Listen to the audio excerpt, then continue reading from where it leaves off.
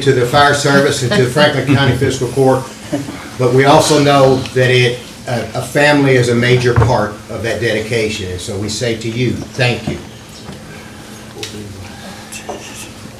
All right, everybody, here we go. We're going to take a couple. 1, 2, and 3. One more, guys. 1, 2, and 3. Thank you very much. Thank you. God bless.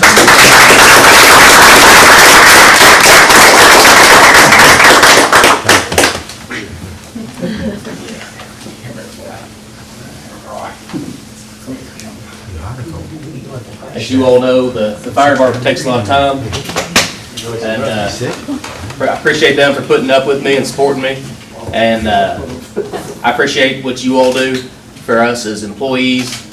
I hope a lot of our younger guys will one day understand how much the county does for their employees that they don't get outside. They wouldn't get if they weren't working here. And you guys, I know you all are doing a heck of a job. Keep it up. Keep up your good work and keep moving us forward. Now I'm going to get out of y'all's hair. Thank you.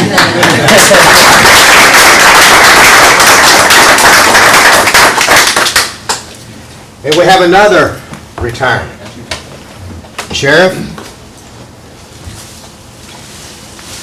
Shane Weber, did you come up? Shane, do you have family here tonight? No. Okay. That's me. Thank you. Here you go. Bill's packing still, sorry. Shane's been with the sheriff's office for 20 years now, so you know if anybody puts that much time into something, we got to give them a big thank you and a farewell. And I'm sure whatever you do in the future, you'll be successful and you'll be missed here. Thank you. Yep. That's presenting this. Well, you just hang with that and I'll hold this for you. Okay, that'll work.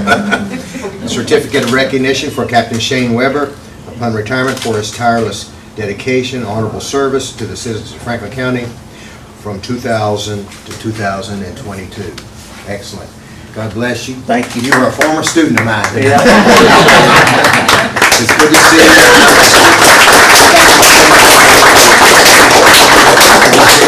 Go ahead. Just like to thank Sheriff Quire for the opportunity. I know I left briefly back in 18, and I appreciate Sheriff Quire bringing me back and let me finish my career at the Sheriff's Office. So. And on the 29th at 1 o'clock at our office, we're going to have a party for him. Shane? Nothing wild. bet. Anybody here, we come here invited. Thank you. Thank you, Shane. Thank you, Shane. Let's give him another round of applause.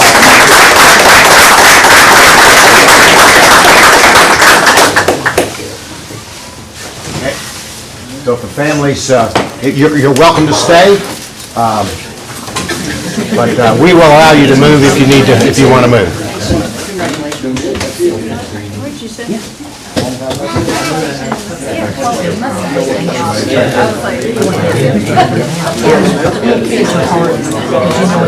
Small child is sick. He doesn't travel They may want to, it's just hard for them to sit somewhere. See you, John.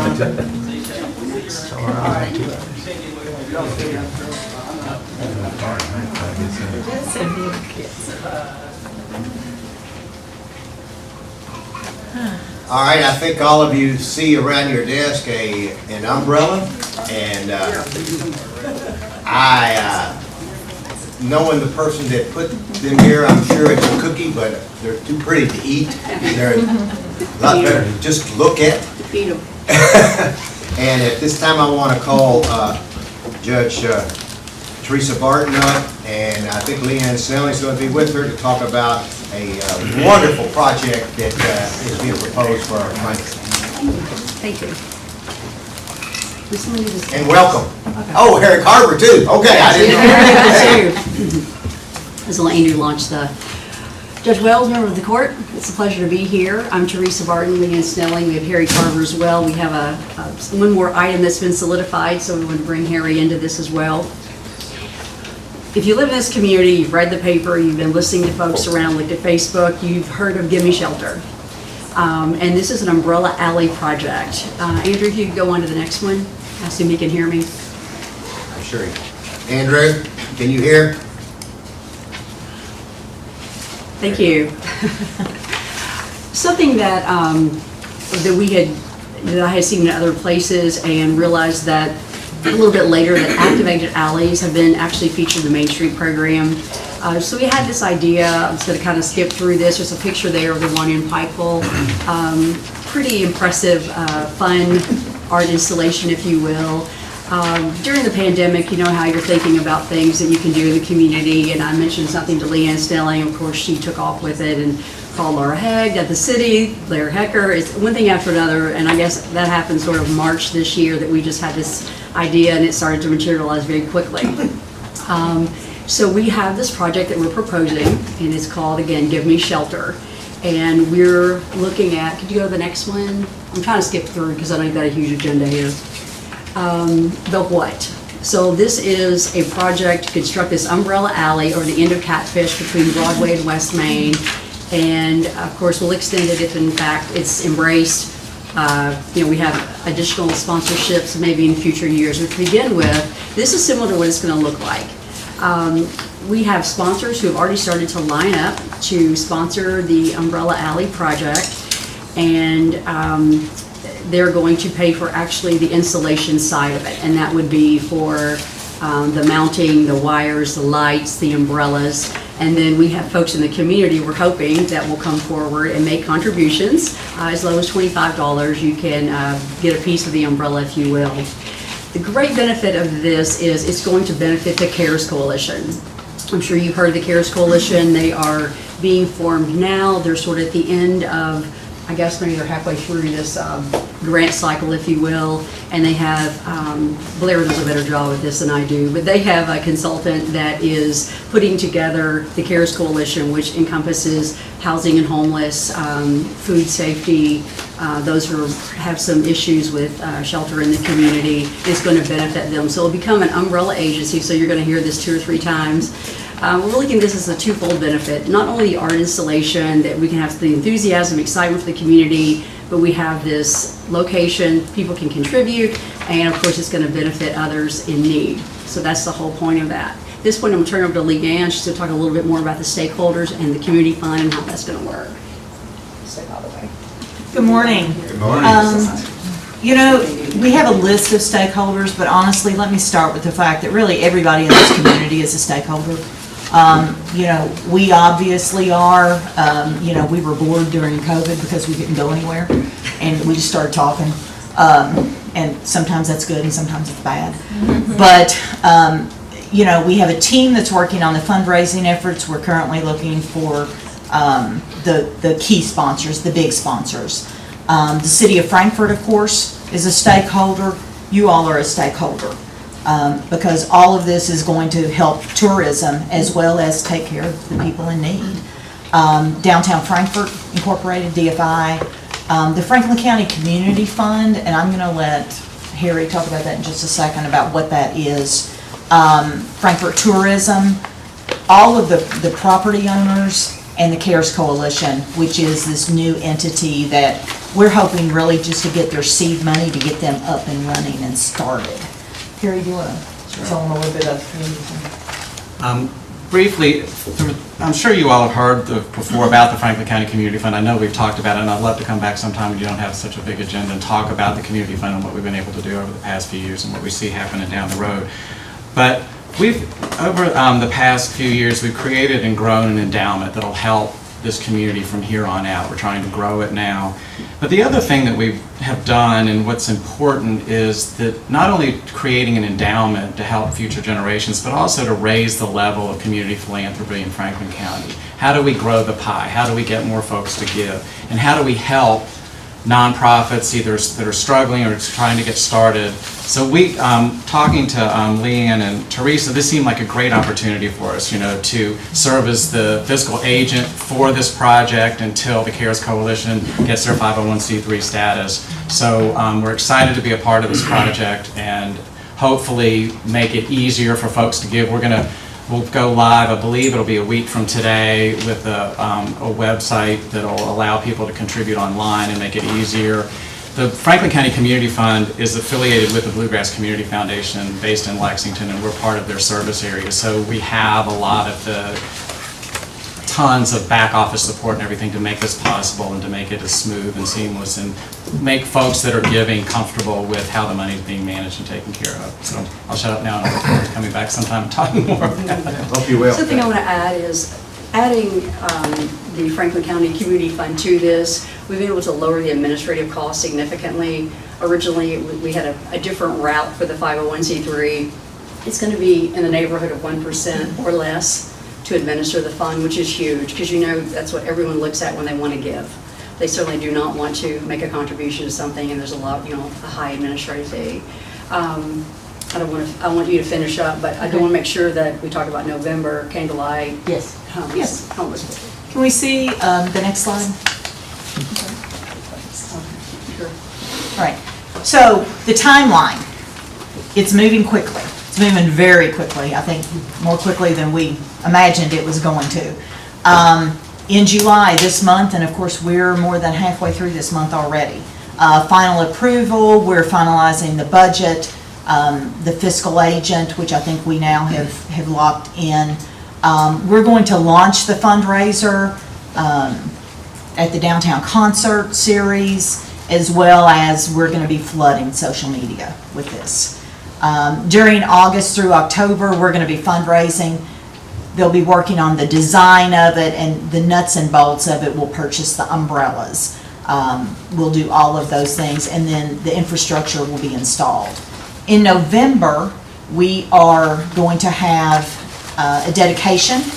It's going to be November 9th, which is the night after election night and the night before the candlelight tour begins. So it's a busy week, but we are going to have a dedication at the Foundry. They have donated that space for the dedication, and of course the Umbrella Alley will be Catfish Alley, which is attached to the Foundry and the Cooperage. So we're going to have a dedication to honor the sponsors, all those that have helped, and just basically get people looking and talking. So what do we want from you? Well, there are a few choices. First of all, obviously, if county government as a whole would like to contribute to this cause, we would welcome that contribution. Individually, as citizens of Frankfort and Franklin County, we would like to extend the opportunity to donate personally or to get involved in the project itself, if you'd like to do that. And lastly, talk to your friends. If you know a business or an agency or somebody who would like to be one of those big sponsors, we do still have some slots available. We've locked in a few, but we have a few more available. So if you know people who would like to do that, please talk it up. Do you have questions?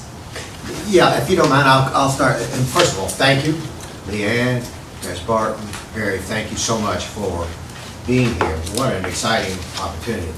I have seen it in other places as well, and I thought that was exciting. You would not, if you gave money, be buying an umbrella. You would be giving, the umbrellas are bought by the organization. Is that correct? Yes. So you'd be donating to buy Yes. an To be part of the umbrella. project. To be a part of the project. Yeah, to be part of the project. Yes. So then we want to make that clear. Also, would you make sure, and Andrew, I hope you're listening, I think you are, let's make sure that all that information, even how the large donors or whatever, how they go about donating, so we have that, so we can put that up on our webpage and make sure that gets advertised, okay? And from there, we'll keep moving forward. Come back and let us know what else you need, or if anything, or let me know specifically if there's something that you could use from us, and we'll work on that as well. So we want to say thank you for the project, and we want to help you do whatever you can to make it a success. Judge Wells, let me add one thing. Sure. You will have a sponsorship packet in front of you. I see Scar Sebastian, of course, you're on the financial page. That's going to be updated once we locked in the Franklin County Community Fund. Those administrative fees and costs are going to be modified. So let me get you an updated version. because I know that will give you less heartburn when you look at it. And let us get you an updated version. I'll send that to the deputy judge as well as Andrew. Great, great. What is the Or- majors? Squire. Thank you, Judge. And thank you for the presentation, very nice. Just curious, on the sponsorship opportunities, Teresa, you made a comment, somebody could do it for as little as $25. Yes. Will you have anything else broken down less than 1,000? So your Absolutely. average citizen could say, hey, I can put $100 towards it and it's going to go here. Is there Sure. going to be something Absolutely. like that added? What we have there are basically the sponsorship opportunities to get the project up and going, to get it mounted, displayed. The maintenance is going to be taken down certain times of the year, make sure, your umbrellas go bad, they get replaced throughout the cycles coming up. But there will be individual opportunities that we will have on this website. Okay. That's more of a sponsorship opportunity that you have there. But individuals, absolutely. We're hoping that lots of folks will just contribute $25. And most, I guess the majority of them, if not all of that, will go to the CARES Coalition. Perfect, thank you. Okay, Go ahead, Squire. thank you. I noticed that Leanne said major sponsor, so what is the amount to be a major sponsor? $5,000 is the alley sponsor, which is our top level. Okay, We were searching for one of those. We have locked that in currently. First Christian Church has stepped up to be the alley sponsor because they feel strongly about the project and about bringing people downtown and keeping them here. Then we have $2,500 levels, and then we have $1,000 levels. are they all major sponsors? Yes. And they will have their name on permanent project website Yes, and name on project plaque. yes. Okay, thank you. Did you bring your checkbook today, Squire Booth? I've got so much money, I don't know what to do with it. Squire Sebastian. Thank you, Judge. Thank you all again for being here. As you indicated, the project budget is going to be updated because as I see right now, it appears that the administrative costs, and the way I'm looking at this budget, the administrative costs are about 20% of the budget, so that's going to be modified Very much so. Significantly. because that's a pretty substantial cost for administration. That's exactly what I was telling you. We're looking I at heard, about 1%. but I'm just trying to make sure Yes. that that will be reflected in what we get And that's one back. of the reasons and one of the things that the community fund and we're able to do this because of our affiliation with the Bluegrass Community Foundation. And for projects like this, they're able to offer the ability to get things kicked off at a low administrative cost. So, Do you anticipate like a staffing overhead or for any No, reason? no. So, so let's say, is there like a maintenance schedule? Once a week, somebody's gonna drive down through there and say, we need to look at, I The city mean, of Frankfurt is managing that. so they will handle all They of will that. handle it. They will And handle they're- the And they're gonna handle installation. that at their cost. They're doing an Absolutely. in-kind Yeah, That's donation. where we're gonna be able to modify that significantly. Yes. Right. So sorry that you got the old version, but we had to go what we had time until you found Harry. I mean, I found Harry a long time ago. Squire Tracy. Thank you. Thank you all for being with us. The Main Street director in Pikeville, she's on here quoted that they take theirs down in early November. Yes. And on the timeline for this project, installation is going to be in November. How long do you all see those staying up? That's gonna move to the city. They talked about taking them down each December, putting them back up in April. I don't know they're gonna do that quick turnaround this time because we're launching it so late in the year. It's also Homeless Awareness Month in November. Candlelight Tour starts the day after we do the launch and the grand opening. So the timing is, we want the timing for what it is. And they'll make the decision whether to go ahead and take it down, maybe late December, maybe after the holidays, and then put it back up in the spring. We just think with the inclement weather in the winter, it's probably not the best to let those stay up. So But the that's- lights will stay. So you all are going to do lights over there as well? Solar lighting. Okay. I know there are plans for lighting on St. Clair Mall, and I think they've had them for maybe 2 years. I've heard something about Maybe a little that. longer. This won't, I guess, knowing downtown, this project, you're hoping to draw people to that alley? Will there be seating around there? Or is it just photo ops? Because we all know most people take photos on the tracks and around St. Clair Mall. Photo ops primarily. As a side note, it's not really my business, but we're hoping that the businesses that have backs along there will be encouraged to possibly enhance those and make it more usable, if you will. And a couple of them have already talked about, they're excited about the project because they can then utilize those back patios, so to speak.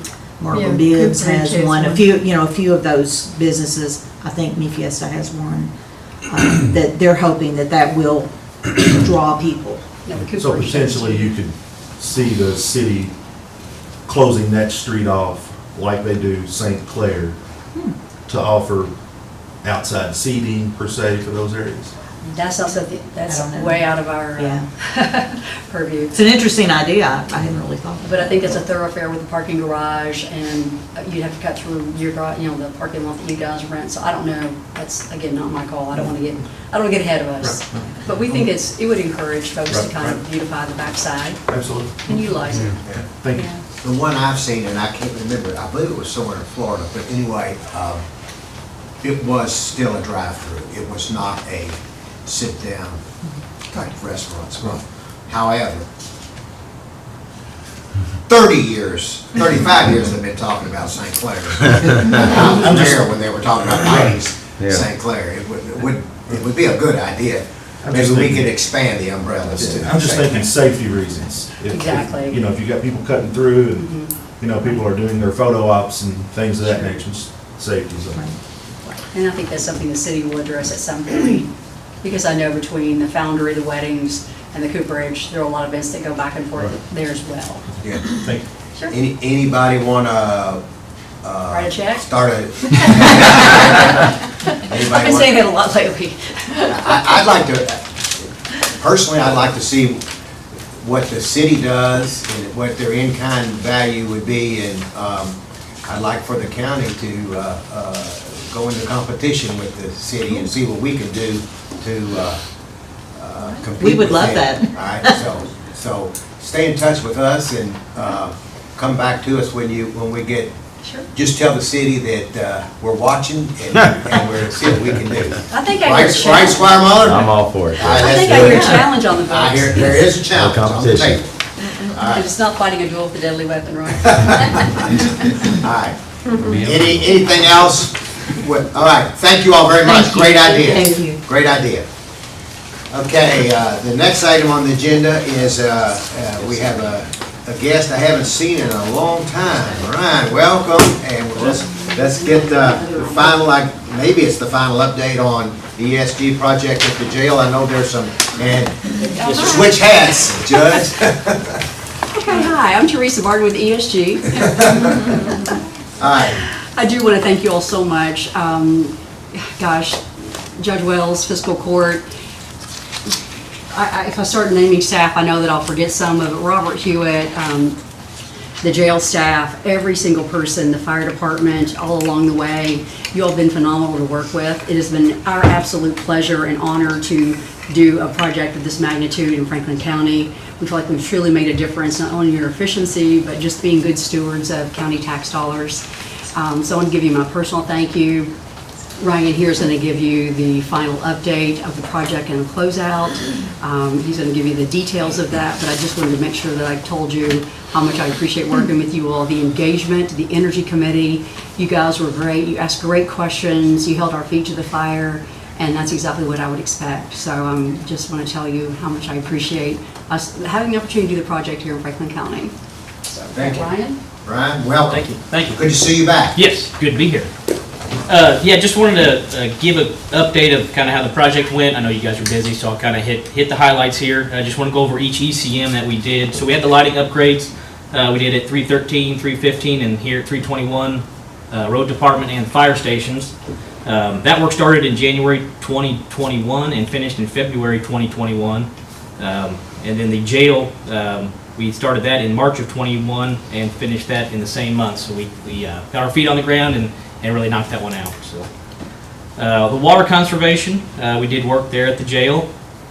We installed isolation valves to facilitate the maintenance, future maintenance there, if they have to change anything out. That work started in October of '21. Once those valves were in, then we went to our actual upgrades. That work took place in November of '21 and finished in mid-December '21. Also on the water conservation, we did work at 313, 315, again here at 321. That work started right after the jail in mid-December of 2021 and finished late December of 2021, right before the holidays. Made good progress there as well. A big conservation we did, conservation measure was the HVAC upgrades. First one I'll talk about is the jail. We changed out all the air handlers there at the facility, along with the honors dorms, upgraded the package units. That work started in May of 2021 after we got delivery of equipment. Fortunately, we were ahead of the curve on ordering materials before the COVID impacts really hit on equipment. So we were able to get started there in May of 21 and finish that work in August of 21. And then we had a reheat boiler that we were waiting on. That did get impacted by COVID equipment delays, and that work just finished up in March of 22. Also with the HVAC upgrades, we did controls upgrades, which is a new front-end system for the jail staff to monitor their equipment. That's been a big improvement. Wes Culbertson's been very happy with that work. And that work took place in the same time frame of May 21 and finished in September of 2021. We had HVAC upgrades at 313 and 315. Replaced all those units at both buildings. That work took place in March of 21 and finished in May of 21. With minimal impacts, hopefully we didn't inconvenience anybody too much during, as it was starting to get hot. I think we knocked that out pretty well. The roof upgrades, that was the first measure we started. We started that in December of 2020. We got that right before winter weather impacted us, so we worked from December 2020 until January 2021. Took a break with the weather, and then we had some materials, because roofing is one of the first ones that got impacted with material issues.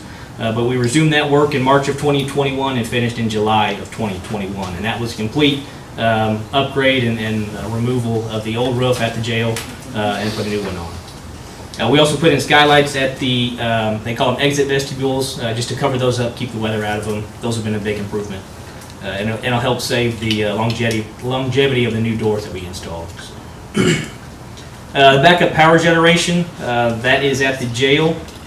Again, I think when we first talked, we were going to go with a diesel, and then right at the end, we changed it to a natural gas generator.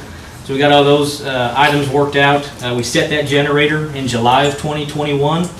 And then after that, we worked on the gas line conduits, all the underground utilities from the generator to the jail. That work took place in July of 21 and completed in November of 2021. We did get the generator swapped over in February of 22, right after the cooler weather, or cold weather, sorry, from the winter. So we got that hooked up and everything's up and running, available for use if needed. Then finally, we did exterior improvements at the jail. As I mentioned, we replaced 11 doors, exterior doors at the facility. That work took place in October of 2021 and completed in December of 2021. We also did EFIS repairs. That work was a short window to complete. We were waiting for weather to get a good opportunity to take that work on. And that work started and completed in the month of June. Just wanted to mention, as I talked about, we had some challenges during the project. Challenges with COVID limiting access and then also impacting our manpower. Everybody worked great. As Teresa mentioned, it was the support of you all that really helped get this project and keep it rolling. One item I just wanted to talk about, we kind of hit anything and everything on this project. We had the patches for the EFIS repair. There were holes in the walls. As we went back to patch them, we had them patched and ready to start painting, and then birds started pecking them out. So it's just anything and everything. So instead of going with the insulation, we went with a metal patch over it, so they couldn't penetrate that anymore. So kind of did an upgrade there above and beyond the typical scopes. MV update. Now that the project is completed and signed off, the savings guarantee starts started July 1st of 2022. And we have completed our pre and post measurements. We did on option A, which is the pre and post on the lighting and the water side. So with that, the M&V report will be delivered. It's due 90 days from the year one guarantee. So that puts us at June 20th of 2023 when that first report will be due. And again, that'll show the savings that we started to accrue from July this month until that year one ends. On that note, on the M&V, we've had some discussions with the jail staff on the water usage, not quite seeing what we would expect. So what we're doing is we're going through verifying our flush valves are flushing what they're supposed to, getting the correct pressure to make them operate. So we're actively pursuing that, and we'll get to the bottom of it and make sure everything's doing what it's supposed to. So on that note, we have seen since January when we got those installed, there were some, there was savings there from previous years and from our baseline overall. So. But again, we're still looking into that. So. Then just to summarize, it's a $4.8 million project. 10 facilities received upgrades or improvements, and 90% of those improvements were at the jail. And then there's an annual savings of around $148,000. And then also note we had the customer contingency. We returned $4,000 of that, or a little over $4,000 of unused contingency. And then just to reiterate what Teresa said, appreciate the support and opportunity from the Fiscal Court. Appreciate the support from the Energy Committee. And then I do want to mention Robert Hewitt, Jeremy Colston, Jailer Bonta, Wes Culbertson. They were tremendous in keeping us rolling, getting us access and everything throughout this project. So thank you. All right, thank you. I know there's a lot of questions. I think Squire Tracy before you, JW, if you don't mind. Ryan, thank you. Teresa, thank you. Obviously, like you touched on, 90% of this was at the jail, so that the jail was a huge concern for us going in. My question was about the utility cost. From, I think during our last meeting, there was a concern over utilities at the jail, specifically water. Yes. So it sounds like Yes. we are trying to address We that. are looking into it, and we actually went out last week, 2 weeks ago, found some abnormalities, made some adjustments, and it was starting to do what it needed to. So yeah, actively pursuing it. Squire Black. Yeah, thank you, Ryan, for being here. So your monitoring and verification, I guess your first full report will be in June of 2023? Yes, sir. That's when it's officially due. This one's different than some projects. Some projects are actually monitoring utility bills. Right. We don't do that we're not doing that on this one. So we've got the pre and post, so in theory it could be due earlier, but with our M&B group and their backlog, that's the deadline it has to be in. So Okay. we'll be pushing to get that. We did some conservative estimates on savings on our budgeting for this year, and the percentage of where we were at completion on the projects. But I just wanted to make sure that going into our next budget, we hit what we're aiming at. Yes. Yeah. All right. Thank you. Anyone else? Squire Sebastian? Thank you, Judge. Did we build in like inflationary rates for inflation of utility costs, et cetera, to go up so that we have parity from the beginning of the project to the end? That's typically how we do that. We have an escalation rate that we put in there that we all agree to up front. That yes takes that into consideration. Okay. And longevity for savings? I believe it's So it's an 18-year project is what we've got. Okay. For some reason, I had escaped the 18 years. Okay, thank you. Anyone else? Is that 3%? Is the escalation rate? And that's in the Okay.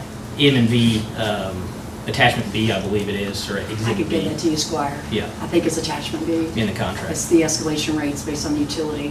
And it's the commodity, because if we can't guarantee Sure. an increase, obviously. Absolutely. And then I do want to mention, Robert's got my number, Wes has my number, you all have my contact. If there are any questions, don't hesitate to reach out. I'll be available, will be available, so feel free. Ryan, for us, the savings is probably number one. Number two is being able to work on the systems and to know about the systems? Have you gone through with Jeremy Colston and the jail staff Yes. to make sure that everybody knows how to operate and Yes, we've done work training. the systems? Yeah, we've done formal training. In fact, we video recorded the one training at the jail of going over the equipment. To me, it's one of those things, if you don't use it every day, it's gonna fall out. So that's why we're always available for the questions that come up. Hey, how do we operate this control system? How do we need to do this? Or how are these valves supposed to be flushing? So yeah, we're always available. And is there a guaranteed 1-year warranty on virtually everything? Yeah, virtually everything, and then there's some that have longer warranties, like the roof, for instance, it's a 25-year, I believe, and that's all in our O&M manuals that we'll be turning over to you all, that you'll have, and I'll Okay. explain all those. Okay. Squire Sebastian? Thank you, Judge. Is there any type of bell curve as to how we see savings, or is it flat every year for the life of the project? So let's make up an arbitrary number. We're supposed to receive $75,000 in savings. Is that each year of the 18, or does that kind of arc at some point? There Do you is see any a ebb and point. flow in that, or? Right. It's typically, like, so for the savings on usage for water is an easy one. That would be a, same every year. You'd see that. But there's some, like operational costs. There is maintenance that comes into maintaining the equipment after so many years, which is factored in. So yeah, you'd see, it'd go There will up be and then it some would more marking. level off. Okay. Yeah. I believe it's year 8 on the operations and maintenance that we de-escalate. There Because we I know would at some presume point- that because of the equipment.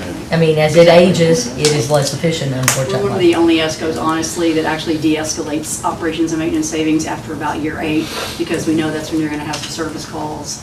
Things will start to happen a little bit, you're gonna need to invest a little bit more into your, the units primarily. Yeah. Sometimes controls, if something's indicated from the commission standpoint. So that'll be something we'll have to be mindful of and kind of start watching that arc. It's about Any other questions? $148,000 a Thank year you. for 18 years. Squire Booth? What do you think was the problem with water at the jail? What we're running into right now is low flow. If these lower flow valves or pistons don't have enough water pressure on them, what they do is when they flush them, they just stay open and they just leak. So you're getting more volume on those flushes. So until it has that pressure to close it, it's going to continually let water pass the, I think, 2.4 GPM or gallons per flush that we have put in. So it's been putting in more than what we had planned. So when we did our post measurements, it was flushing how it was supposed to. We did a 10% check on those. We didn't check every single unit, but where we are, that may be what we're going to go have to do and make sure everything's operating as it Wow. should. That'll take some time, I guess. It definitely does. Any other questions for Brian? Brian, Judge Barton, thank you very much. We appreciate you. Thank you. Great job. Thank you. Thank you. We really, really, really are happy the way it's turned out. It took a while, but Yeah, Jim. like everything else, Yeah. it's just a process. Absolutely. Thank you all very much. Thank you all. Appreciate your BSG. help. Thank you. you. We'll be in touch. Bye. The next item on the agenda is just a quick review of our July 7th event. It was the Military First Responders Family Appreciation Day. It was a bad day, it rained, but the event did take place. Andrew, you've got some pictures. I'm sorry that Squires, you all couldn't be there, but it really turned out to be a prelude to the beginning of an annual event that will be fantastic for our community. Just a lot of great things were out there, and you can see that this is a beginning of a fantastic annual event to recognize our first responder families and our military families. So I hope that the court next year will continue on. The National Guard wants to do it, and partner with the city and the county to make this an annual event. But there were quite a few people there, even in the rain. So it turned out very well under the circumstances. Yeah. Tish, I think you were there. You were there. I was, yes, sir. And what your thoughts? I thought it was fantastic. I thought there was a good show of people and the community seemed to love it. And I just want to say the chamber provided all of the gift baskets. So we got baskets from a lot of our members. I think we had 10 or 11 baskets from all the banks in town and a few others, and they were fantastic. They were fantastic. A lot of us were hoping that we were our name. Really nice gifts. Kimberly Atkins is one in the picture there, along with Secretary Jackson, and Kimberly was so instrumental in our staff, our Charlie, Tambra, Andrew, Brittany were all very instrumental in making sure this was good. So I want to thank our staff. I want to thank the people in our community, Tish, the chamber, the city, and the National Guard, the VFW, so many others that made this a successful inauguration of this fantastic event. So, with that being said, let's move on to the next item on the agenda. That is authorization for approval for minutes from our special meeting of June 27th. Any questions on that? The next one is approval of minutes from our special meeting of June 29th. Any questions on that? The next one is authorization for approval of minutes from our regular meeting of June 30th. Any questions on those? Okay. The next one is authorization to approve the county clerk's amended 2022 annual order setting maximum amounts for deputies and assistants. We have Mitzi here. Hey, Mitzi, welcome. Good morning. Thank you for being here. Thank you for having me. Good morning, Judge. Good morning, members of the court. Thank you for having me. This is actually my first time being here to present to you guys, so thank you so much. And the reason why I'm here on behalf of the county clerk's office is to amend our annual order for fiscal year 2022. I believe that our clerk, Jeff Hancock, had previously mentioned to you that we were going to be in need of making this amendment because although we're excited that 2 members of our staff are now expecting little ones later this year, we also know that that is also going to kind of leave a void on our front line, if you will. That's what we call our front line, our motor vehicle line. One of those clerks is also a dealer clerk, so that means when we have dealerships here in town, they bring that work in and that individual processes that work. So with the 5% increase, I believe you have that in your packet, our current 2022 line item budget for salaries for our staff is $676,208. So the 5% increase would then bring that up to $710,018. So this would allow us not to only hire someone in the interim, so we're looking at the fall, also taking that into next year, fiscal year 2023. We do want to retain that staff person as well. And again, this would be for our motor vehicle front line, just for uninterrupted, customer service. We really try to provide the best customer service we can and have, quick turnaround on those dealership transactions, as well as customers and those in the community who come into our office. So if you don't have any questions? Thank you. Any questions for Squire Muller? Thank you, Judge. Thank you, Mitzi, for being here. So are both of the employees that are going to be on maternity leave, they definitely coming back? Maternity and paternity. Oh. We know for sure that one will. One is still trying to figure out childcare and those things. So we're having those discussions right now with that employee. Okay, thank you. Any other questions? Just one quick Go one. ahead. Thank you, Judge. Thank you so much for being here. Thank you. The staffing ratio, what's the staffing ratio? We have 12 staff in our office, 14 including the clerk and myself. And I can give you a breakdown per department if you'd like that, but 12 total as of right now. And are 8 of those, do they handle kind of the I guess the motor vehicle licensing? Obviously, I'd say a number of people are cross-trained to handle notaries and weddings and Marriage deed licenses, room yes. and marriage, Yep. all of those Yes. type of things. So of course we have one election supervisor because we have seasonal help that comes in to help with that. We have 2 ladies that are deputy clerks in the deed room that handle all of the land recordings. And then we have motor vehicle supervisor. We have our title lien clerk. We have a bookkeeper. And then we have 4 currently across the front line who handle all things motor vehicle, 2 of those being also our dealer clerks. Because we like, when folks come in Franklin County, even if they're from Scott County, Woodford County, and they purchase a vehicle here in Franklin County, we want them to bring that work to us. So we work really hard to stay on top of that. And so some of these resources will add another person, so that's going to take that staffing forward, correct? Correct. Okay, any other questions? Seeing none, Bitsy, thank you. Thank you so Appreciate it. much. Thank you all for your Y'all have a great great work, day. too. Thank you. I appreciate it. All right, the next item, the next four items are you, Sheriff. You know that I don't like to go after the clerk usually. You know, it seems. At least they didn't bring us a seems check. like that's kind of a commonplace around here. But she wasn't talking about excess fees, so it's okay. Yeah, our audit was clean, so we're happy that we're 3 for 3, and we want to keep doing that. It was what we pledged to do, pay your bills on time, stay in budget, so we're thankful. And we will try our best to keep doing that. That was nice that you got a clean audit. Yes. Here, here. Again. Yeah. Again, yes.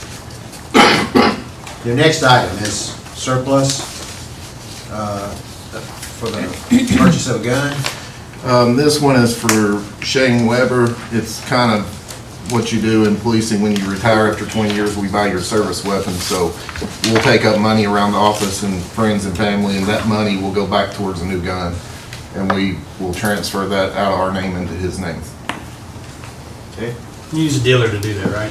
Yeah, Mike's gun shop will do that for us. And the next one to declare it surplus. We have some older blocks that have been around for probably close to 20 years, and we're just trading those in. And with the 3 new resource deputies and Shane retiring and a couple others, we just need to replenish. And we're gonna be buying, I think we're trading 7, and we're buying 6, so.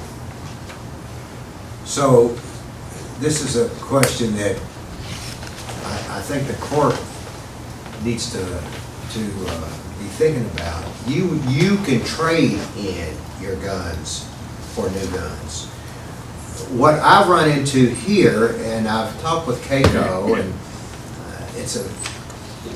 we have a whole closet full of phones and tablets. The fiscal court can't trade in our phones or our tablets for new ones, whatever reason, I don't know, but to me, that's wrong, that's silly, but I find it interesting that you can trade your guns in and get new ones, but we can't trade our phones in towards new phones, so, or any technologies and stuff. There is programs set up that, people who are less fortunate, that if we clear them all, we could donate them and maybe get a tax write-off. Well, still, They won't even let it go to like a nonprofit agencies for kids to use for homework or anything. It's interesting. You would have to declare it all surplus. Yeah, Yeah. but we still carry it on insurance. Gotcha. So the key thing, and we've talked about this, is strategic planning, or at least I brought it up. We need to clear that stuff out, as we can. Yeah. So the judge makes an excellent point. Yeah. Okay, Sheriff, keep going. Next one is authorization to declare vehicles as surplus, too. Sheriff, before we go, are you going to go back with 40s? Yes, we are. When we trade those in, we get an independent appraisal from someone other than the vendor, just like we are the vehicles. And then we just get the credit towards a new one, because, these guns have had thousands of rounds just biannual training, through them. And we don't need Generation 3 Glocks when, you can trade for a few $100s, get new ones, so. But that's our plan, just to buy those 6 or 7, whatever we need to replenish. How about your vehicles? So we started talking about cars ever since I've been here, and I want to thank the court for supporting it. I think I used to dream and wake up and think about cars just because of the way the fleet was. And now it's in really good shape, so thanks for supporting us. And basically, we're doing what Enterprise and some of the leasing companies offer to do, is cycling out our cars while they're still worth something. Because all the vehicles on that list, they're out of the warranty, with the exception of one, and we're getting 32 to 34,000 for each one, and you can buy a new one for 41. So instead of buying 3 cars for the 130 grand, we're really getting like 10. But I think the best thing to do is cycle them out. We know our fleet better than anybody, and we're not paying administration fees and waiting in line for orders to open and close and all that stuff. So what this will do, we're surplusing all the 19 and 20 Tahoes that are out of warranty. We're getting good money for them, and that will put our fleet at 51% new vehicles. So we'll have 16 2022s in our fleet out of 31. So I'm happy, that's pretty good numbers. What about your electric vehicles? Part of this trade-in that we're doing, we're getting 3 more in addition to the 6 that you all bought. So we'll have 9, which puts our fleet at 29% electric. And what about chargers? We have chargers at the office. Mr. Kopp is talking about putting them at the high school and middle schools for us. So when the deputies are there, they can charge. And a couple of the deputies have already put them in their house. So, but the goal is to work with Ann Northcutt and whoever else is willing to help. I've talked to some folks at the state, Mr. Brown, or we left a message about the grant opportunities. Because ideally, we want a stage 3 charger at the office. That way you can rapid charge in, 30 to 40 minutes, you get a full charge. Absolutely. And we also want that for the public, too. Right, exactly. It would be a good safe place for whoever needed to charge, because as of now, there's no stage 3. I know there's talks about maybe putting one somewhere downtown. So if that does go in, we can always go down and utilize that and get a quick charge if needed. Okay. Squirmola, you're first. Thank you, Judge. Thank you, Sheriff. I have to ask a question on this 3500 Chevy that only has 9,000 miles. Why the trade-in? It wasn't intentional. So we go to pick up electric cars, they're like, hey, we need inventory. I said, okay, you can appraise it, and, we're getting 10 more thousand than we paid. So I'd rather a deputy have a brand new Tahoe than me to be driving that truck. Understandable. Thank you. So I'll probably be back in a Crown Vic, but that's okay. Squire Tracy. Sheriff, I think it was our last meeting or so. So now with 9 electric vehicles in the fleet, you referenced that it was $7,000 to $8,000 per year, maintenance and. It's around 8,500 on average if you take our 31 vehicles and the maintenance and the fuel. So you're saving, say, with the 9 electric vehicles, it's around 76,500 annually. So in 4 years, if we were to cycle them out, that was 306,000, which is more than the cost of the vehicle. So the electric cars are paying for themselves? Right, as of now, current electric rates, whatever. There's really no maintenance other than tires and brakes.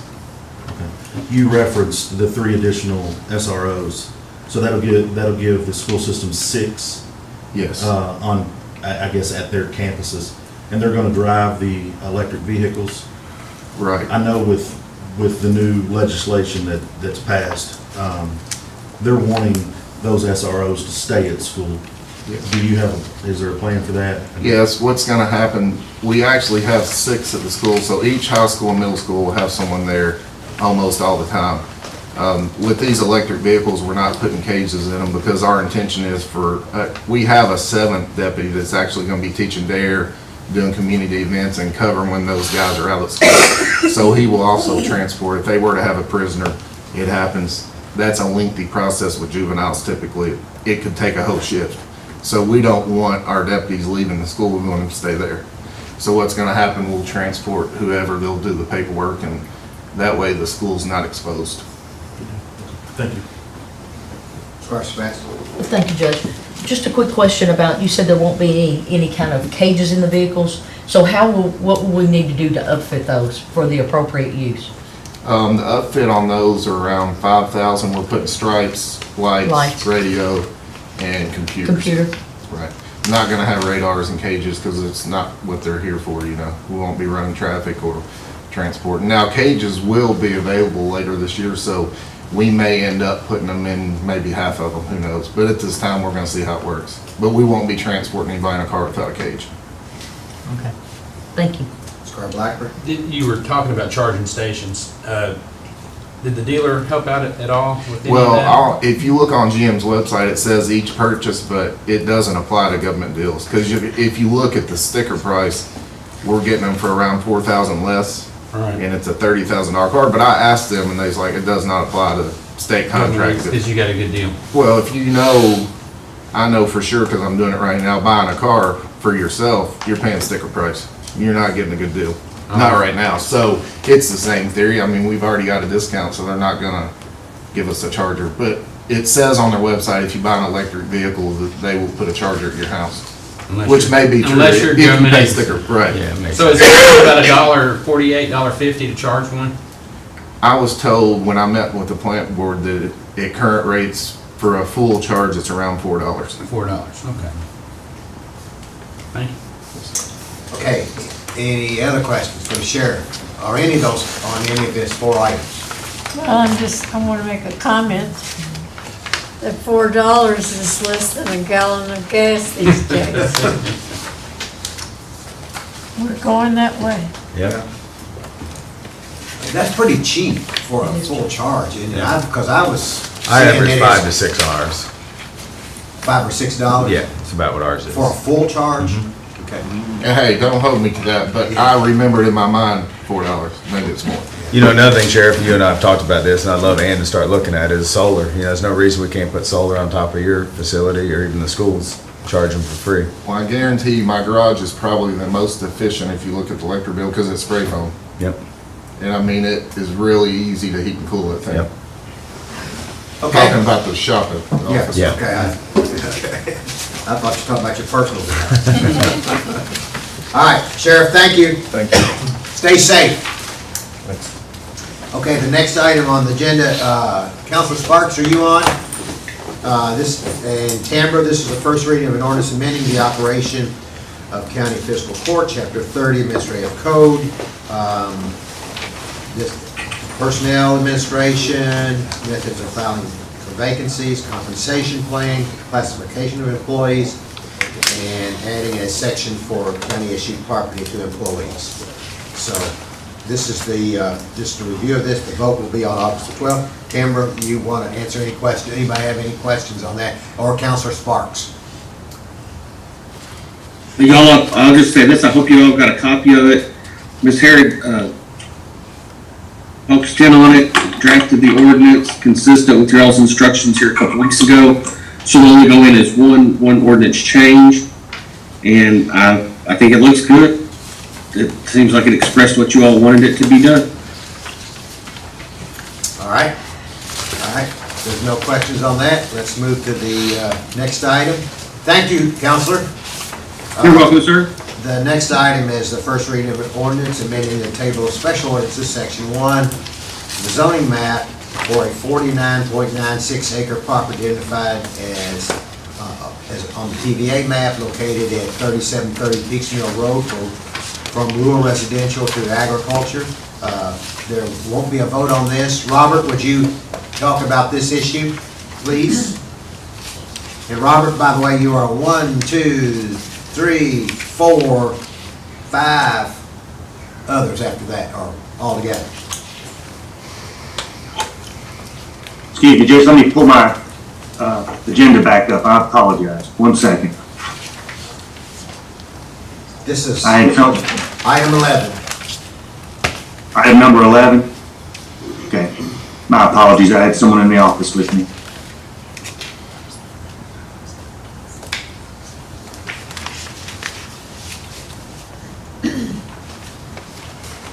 All right.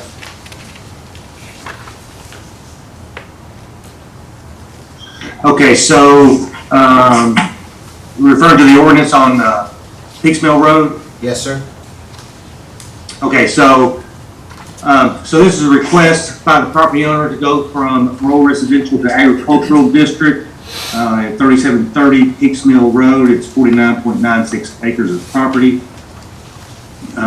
The Planning Commission held a public hearing in the same evening, recommended approval of the zone map amendment with the staff recommended findings. The property owner intends to build family homes on this tract of land. Staff recommended approval, and I'm happy to answer any questions.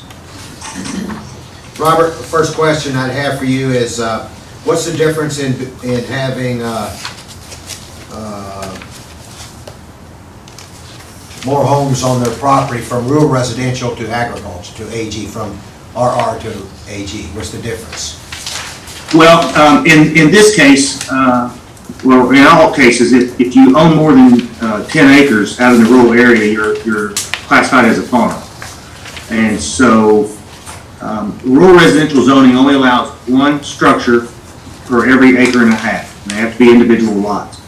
In agricultural zoning, you're allowed to have your primary residence and additional residence for either family members or tenants who work on the farm without having to subdivide the property. So that's the main difference here. Cheaper taxes. Yes, exactly. I'm not gonna say that. No, I know. Okay. All right. Any questions on this item on the agenda? And today,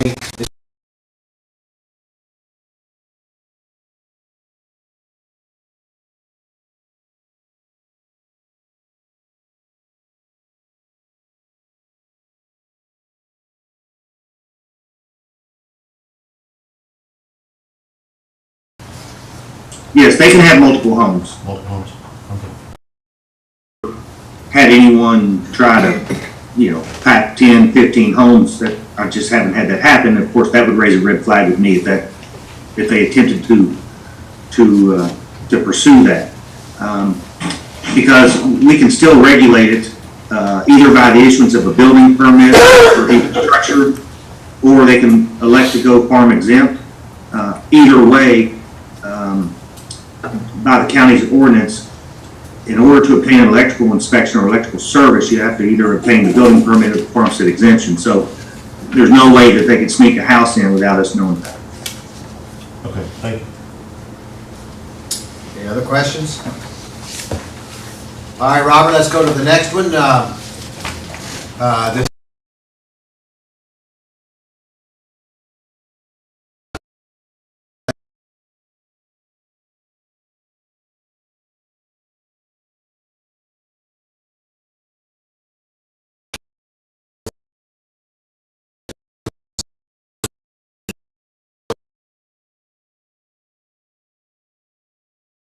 Industrial General District, IG. Robert?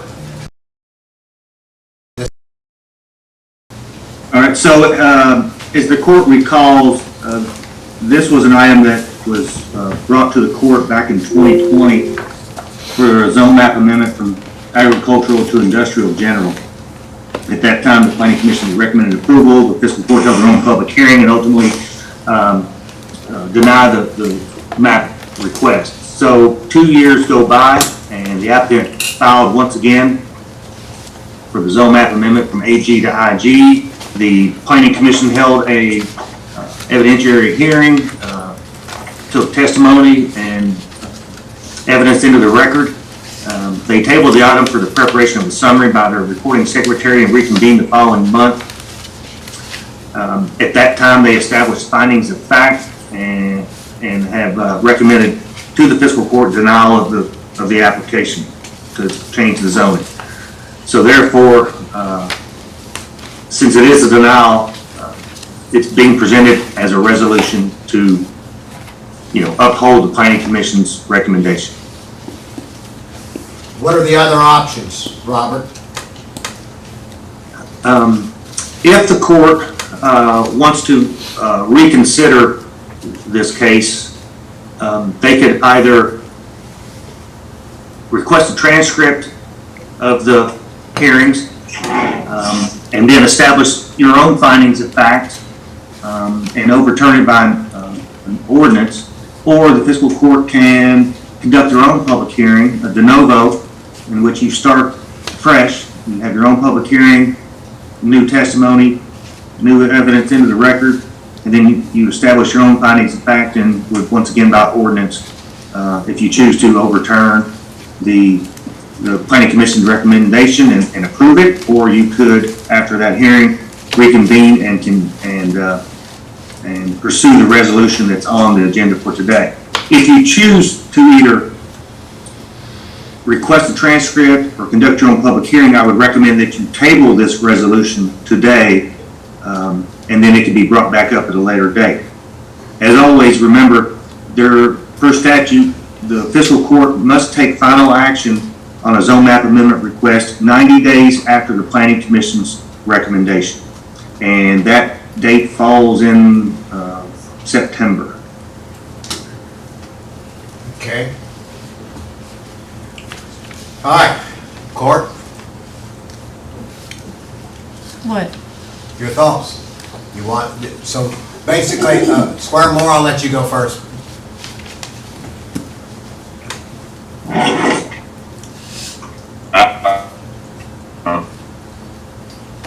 All right, your Wi-Fi's bad, Squire. You're frozen, yeah. We'll let that, Frozen, well, okay, go ahead. I said I would like to get the transcript on it. Okay. I would like to vote on it. Did you hear me? Yes, we got that. How does everybody else feel about that transcripts? I think we should vote on it today. Well, hang on, okay, that's one, we're trying to figure it out Oh, here. for Okay. transcript, okay. Transcript, let's look at a transcript and then we'll come back to a vote on it. Anybody else for a Yes, transcript? I'm in for the transcript. You're in for the transcript? So ultimately, that's the next step, right? To look at this again, right? That would be. I mean, yeah. Doesn't have to be. Well, I'm in for a transcript as well, so, so then the motion will be to, at the voting session, to, what would be to what, Rob? Table this item? Yes, sir, it would be to table the resolution, item 12 on your agenda. However, I would request that the county attorney render an opinion.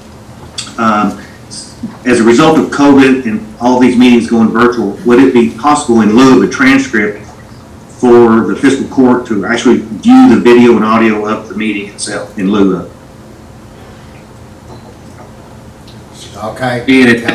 Hey, Judge, I think that's a very viable option nowadays because we have the actual video of the meeting plus the exhibits that have been handed out as part of item 12. So you've got a physical transcript by virtue of the actual meeting. I mean, you've got the transcript itself now. So, speak, Robert, Counselor, how would one proceed? Would we get a copy of the video and have each of the squires have a copy of that and review it? And then, is that easier to get than a transcript? Well, and that, Judge, I can't reference that because I don't know what the mechanism it would be to get a copy of that from the video that day or those 2 days. But it could be a matter of just putting it on zip drive along with the attachments that Tamara put on the agenda today. And then you just, you've got an active transcript per se right now. Yeah. So this would probably expedite, this would be quicker than getting a transcript, Robert? Is that what you're saying? Yes, sir. But I think it is actually the transcript now, if you want to look at it. Well, it's in a different form, but yes. Okay. All right. So you don't see a problem with that counting as officially as the transcript? No, sir, not the way it is done now. That's the way they were doing it in circuit court, criminal court divisions, et cetera. Unless, and I throw this out there, unless the applicants or others have some issues of using that video as the mechanism. I've heard no indications from anybody that a video wouldn't be appropriate. Judge, I believe counsel for the applicant is present in the conference room with you. If I could speak briefly on that, John. I'm John Bromford, I'm counsel for the applicant. I spoke to Mr. Sparks about this. Hang on 1 second, if you don't mind. We're not taking public testimony. Counselor Sparks, can the attorney for the applicant speak if we're not taking public testimony? Counselor Sparks? You indicated that we're not taking public testimony, Judge. Judge, it's my opinion that Mr. Rumpf is intending to either acknowledge or deny the ability to have a video serve as a transcript. I believe that's what his intention is. That's it. No comment on evidence or anything. I'm just stating the tyranny. If the court members themselves say the video transcript is sufficient, we're okay with that. Okay, thank you. Okay, all right. Squire Sebastian. Thank you, Judge. Counselor, and maybe this is directed to you and the planning director. You discussed exhibits. All of the material we have in our packet, does that include all of the exhibits? Or will we have to get a fresh set of exhibits? And I'll allow you to go ahead and address that because I have another question. Your packet contains the records from my office for this 2022 case. Can I ask, are you referring to the link that Ms. Harrod put on item 12? Because I had a link with a Google Drop that contained all the exhibits. Yes, sir. That was your format. The magistrate or the court, the remainder of the court received hard copies. Okay, thank you. I thought that was in its entirety. I just want to make sure we're all on the same page. Yes, sir. Thank you, sir. So a secondary question, when I was trying to review all of this, I pulled the two other packets that we had previously, which I slept very minimally last night, just trying to go through this, and it was bigger than a Chicago phone book, the material I was trying to go through. Are we to not go back and review any of the old material? Because what I was trying to do is to see if there were differences in any of the documents and or exhibits, especially from the technical panel, just to see how things may have changed in this 2-year period or if they haven't changed at all. Robert, is that question for Robert? Whomever can address is how I started it. I don't know who can address it. I don't know if I'm supposed to look at the old stuff to see if it's changed or just that's over. I'm just not, I was trying to figure out if anything had changed. Robert, can you answer that? Well, in my opinion, the court has already ruled on the prior case. And this application stands on its own. Its own public hearing, and it does have some difference in material that was submitted at the hearing. So in my opinion, it would not be appropriate to refer back to the old application since the book has closed on that. Okay, thank you. That was just one wasted night of my life. Thank you very much. Squire Tracy? Just so everybody can be all on the same page, what's the timeline? When will this come back to us? When do we need to have the video of the planning commission meeting watched? What's our timeline? Robert, what do you anticipate how long do you anticipate procuring the video? How long do we have to observe the video? And do you think all of that can be done by our next meeting, which is the 16th of August? Or something like that, I don't know exactly. Wait, August 12th? 12th. 9 a.m. Is that enough time from this date to have all of that done? August 12th, is that correct? Yes. Yes. Okay. In my opinion, yes. I could have the video provided to the magistrates Monday, the 25th of July, and that would give them, 3 weeks until the next fiscal court meeting, which I think would be sufficient time. The meeting is roughly, the two meetings, probably 3 hours, 3.5, something to that effect. Okay.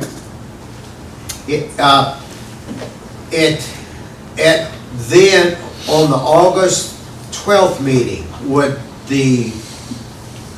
would be the court's options after reviewing the video on August the 12th? So the resolution to uphold the planning commission's recommendation would be on the August 12th agenda if you table it today.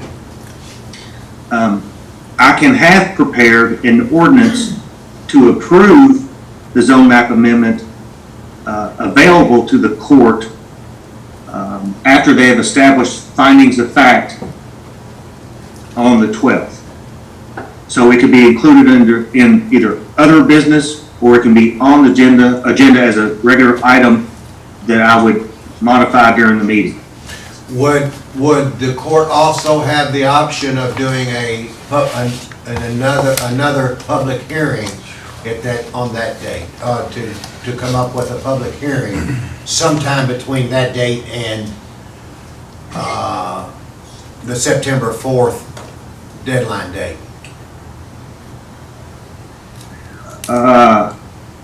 It's possible, however, it would require possibly a special meeting of the fiscal court, even though there is one scheduled for September the 1st. So things would have to happen quite rapidly if the court chose to have a hearing. But could be done if needed. Well, I think the fiscal court clerk needs to be involved in this conversation now because of her requirements for publication of ordinances and things of that nature.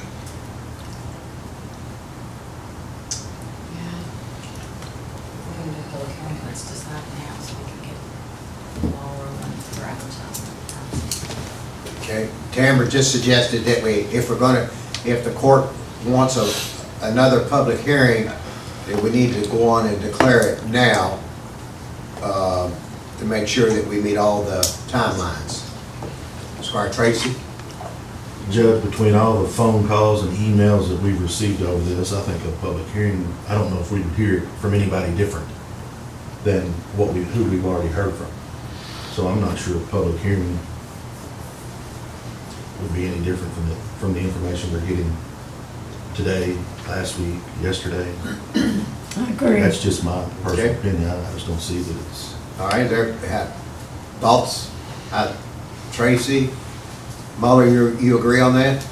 I'm just thinking, I like to hear what people have to say, but I don't know if there's anything new out there. It sounds like it's a 3 or 4 hour meeting already that the public spoke at, and obviously we have a lot of information in front of us. I don't know if we're going to learn anything different.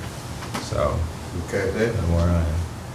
As Squire Booth said, all right, it sounds like that the court is in agreement that we will not ask for a public hearing at this time, and they will move on to the August 12th meeting for a decision, right? Can we ask Well, I our was gonna counsel to ask make the sure? that's my hand. Oh, I'm sorry. Just to make sure Yeah. that, Yeah. to get that Yeah. legal perspective. Yeah. At work, I ask mine all the time for That's very things. prudent. Yeah.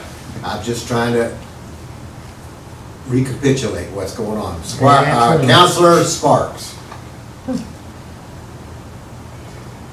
Counselor Sparks, are you there? Got lost in the discussion. What's the question? All right. The question is it apropos, are we doing the right thing if the court so declines to do a public hearing, but looks at the video which will count as a transcript and come up with their own findings of fact for the August 12th meeting and make a decision based on their findings of fact, either way, either to confirm what the Planning and Zoning Commission has done or overturns the Planning and Zoning Commission. If you have sufficient evidence in that transcript, you can do that. The planning commission had their evidence. They made one ruling. That's why it's on for resolution today. If you all believe that it was inappropriate and you have sufficient findings of fact and you want to go into a different direction, you can do that on the transcript as always. And if you choose to go another route and you want more information to fully develop the case, you could also have your own independent hearing, public hearing. Okay, I think we've decided not to do that. Okay. And if you all hang on, because I think this is a very important question. As we've gone through this process before, we need to understand Robert I think, and Counselor Sparks, on how you determine the findings of fact based on that, on the evidence that we're going to hear. That's one piece, and then that process of doing that, and then as part of that process, we have to vote on the findings of fact, or vote against the findings of fact, however you want to do And it. each So, individual. so Robert, Counselor, you all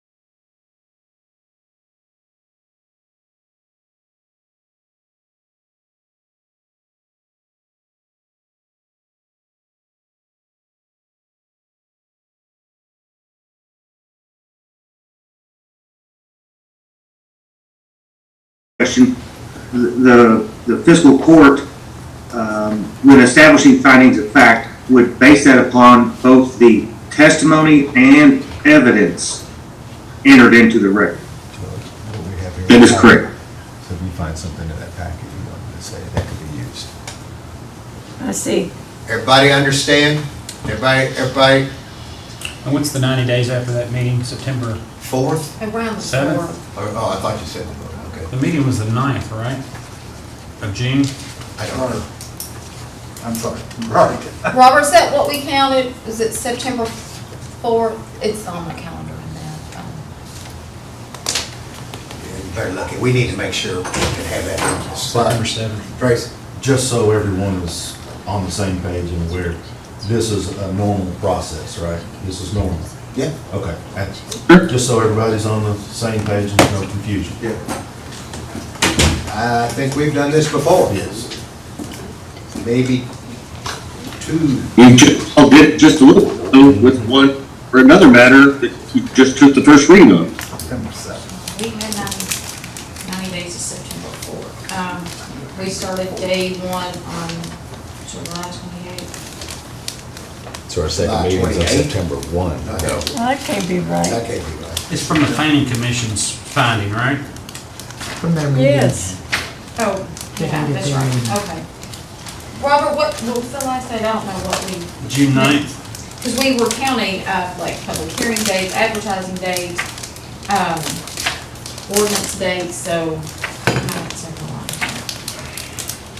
Okay, September, where was August? Robert, I think the question is, what is the 90-day date? All right, give me 1 second here. Just to make sure. recount it. Oh, is that what it is? And we have a meeting on the 1st, correct? Do you have it? Do you have it? JW? JW said the 7th, Okay. which our meeting is the It's on the 1st. 1st, so we've got 2 meetings. First reading, second reading, if we go that route, yeah. We have time to make it happen. Okay. All right, everybody agreed that we have time to make it happen, either the 4th or the 7th, whatever it is, so. Robert, So yeah, go ahead. Based on my quick count, it should be September the 7th is 90 days. Okay. Since July and August have 31 days now. Counselor, for the applicant, do you agree with that? Yeah, they had told me September the 4th before, but I think September 7th. And I don't know how we came up with that. I'm sorry. But regardless, our court meeting is on the 1st. Correct. Okay. So yeah, we'll be. Regardless, we're fine. Okay. All right, any other questions? Everybody, audience, do you all understand where we are, where we're moving with this? Can I ask a question? Will the court take comment from the applicant at either meeting where this is considered again? I don't think so. I don't see why we should. I'm, no offense, but if I take your questions and concerns and discussion, then I've got to take everybody else's, and then we might as well have a public hearing, because we'll have a... I didn't know because of our unique position in this. I understand. I understand the record, you all have decided today that you're not going to have another public hearing, you consider the transcript, and so I understand the fact that no testimony will be offered again. I didn't know whether you would accept the argument, and that's the only reason I was asking that. It's because I wanted to be prepared. I understand. If there is a question for you, you can answer that. Okay. if Just like today. Just like today. Gotcha. You will be able to do that. But other than that, no. There'll be no testimony given by anyone, because we're not going that route. We're going to listen to 3 hours of video and listen and watch 3 hours of video. Plus we have this. Plus we have that. Procedurally, I might add, I don't know, I was there at the 2 planning commission meetings the entire time. The planning commission, the meeting that has the testimony and quote transcript of the evidence that you all should be considered is only the May 12th meeting. The June the 9th meeting was the meeting that they held to make their findings of fact and generate their report, okay? But the testimony actually occurred at the May the 12th meeting.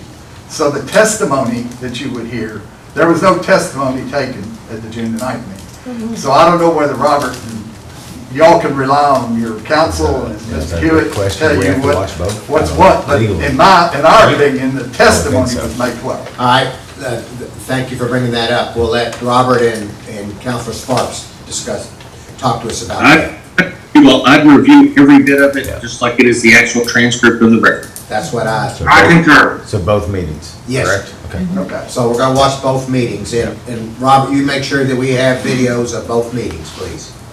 Yes, sir, I will. Okay. So the 5th is Labor Day in September, and so that's why we backed it up an extra day and put it on the 4th. That's how we came up with the 4th. All right, but whoa, so it's now the 7th, so. But it let's is not the say 7th, yeah. Okay, all right. So get the 4th. But our meeting's on the 1st? Yes. Okay, Yes. I was making sure. Yep. All right, Judge Wells? Yes. If I may ask the court, is everyone capable of receiving the videos on a thumb drive that you would insert into a USB? Can everyone Yes. accept that format? Square more. I was going to say that too. Do you know, that, you're speaking of a thumb drive, Square more, are you? I'm impressed he's in Colorado on Zoom. Yeah. That's a good. Yes, right. Okay, so thumb drives will be provided to the entire fiscal court. Okay, all right. Any questions? Any questions? Everybody understand where we're going? Okay. All right, so our action, and this is for Counselor Sparks. Today, when we get to this item, we need to table this item, correct? That's the way I understand it, right, Cameron? That's the only reason I'm asking Robert, the counselor. We're tabling this item today, right? That was what the court wanted to do, yes, ma'am. Okay. All right, thank you. Okay, so we don't even have to bring it up, we'll just take it off the agenda. Is that apropos? If that is the direction you want to go with, Judge, yes, that's correct. And I could just say we're tabling it. And the reason for the agenda today is in case the court wanted to go with the planning and zoning's recommendation and decline it. Okay. Okay. All right, I think we're ready to move forward, okay, everybody? We're ready to move forward? Yes, sir? I would have thought that you would have needed to elect to order a video transcript and elect not to have a public hearing today and table this motion, this resolution. Well, our counselor will advise us, so Okay, well, I'm just thinking. I understand it. We have elected to proceed with a video transcript or video recording. We have elected to do that. We didn't have a vote. To what? Do what you just said. We I think haven't that's had a what vote. council's saying. We need to maybe say that in the meeting to vote on it. I don't know. Okay. That's why We'll do I that. asked. Yeah. I That's think why we'll I do asked that. that. We'll do that as. It makes it an. So it's on record. So it's on Make it record. official, yeah. Okay, thank you. All right. Moving forward. Thank you all for being here today. Thank you for your concerns. And let's move to the next item. This item is authorization to change the position of planner from part-time to full-time. And we've already received an application or so for that. You all discussed that at our last meeting. Robert, you want to say anything about that? I want to say thank you to the Fiscal Court. You know, our office continues to be extremely busy. Thank you for your consideration on this. It will be extremely helpful. It will benefit our constituents and people that do business in this community. And so I would greatly appreciate the consideration of an affirmative vote on this. And I couldn't be happier. Okay, Squire Muller? Thank you, Judge. Hey, Robert, where are we in the process? An advertisement has been sent out. Betty Jo handled that. Ms. Rednauer, could you address it? Yes. Actually, the deadline, it's been advertised for 2 weeks on Indeed, Facebook and the Chamber, and in the State Journal for 2 weeks. The deadline is today at 4 p.m. And actually, we have only received one application. Okay. Okay, thank you. Okay. Any other questions on that? Go ahead. Sorry. You're fine. I wonder if that is the part-time person applying for the full-time I position. don't think we should say, Yeah, really, probably what not. it's not. I don't okay. think that's appropriate to I'm say sorry. what it is. Yes. It's a good blunder, though. Yeah. It is a good one, okay? Okay, we're gonna move to the next item, and I'm gonna hold up on the John Mitchell for a moment. I'm gonna move Robert back up because might as well just keep him in line since he's here. And this is authorization to advertise a request for proposed RFPs for assistance in the creation of a Franklin County Sports Commission and other tasks identified in the project specifications. Robert, you've worked on this again. You and Squire Tracy have, and I know that we have a couple people in the room that are here that might have questions, or we may have questions of them. So, Robert, you want to talk about this?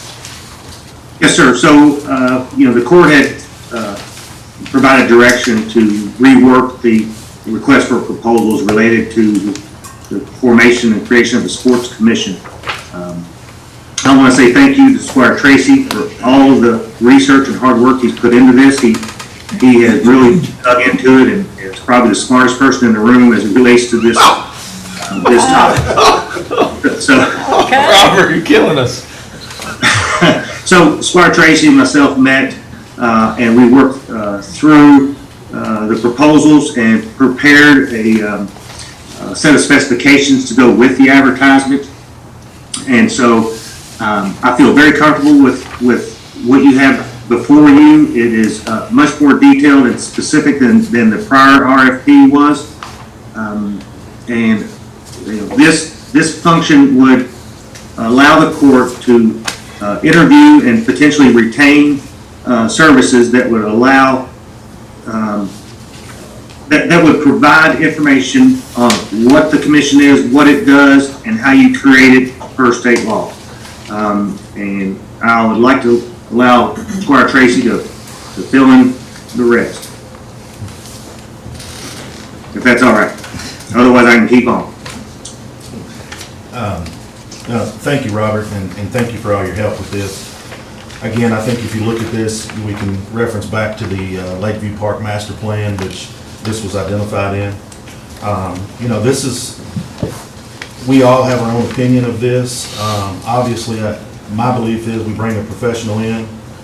We have the city, we have tourism, the county. We invite Paducah reps, we invite McCracken County reps here.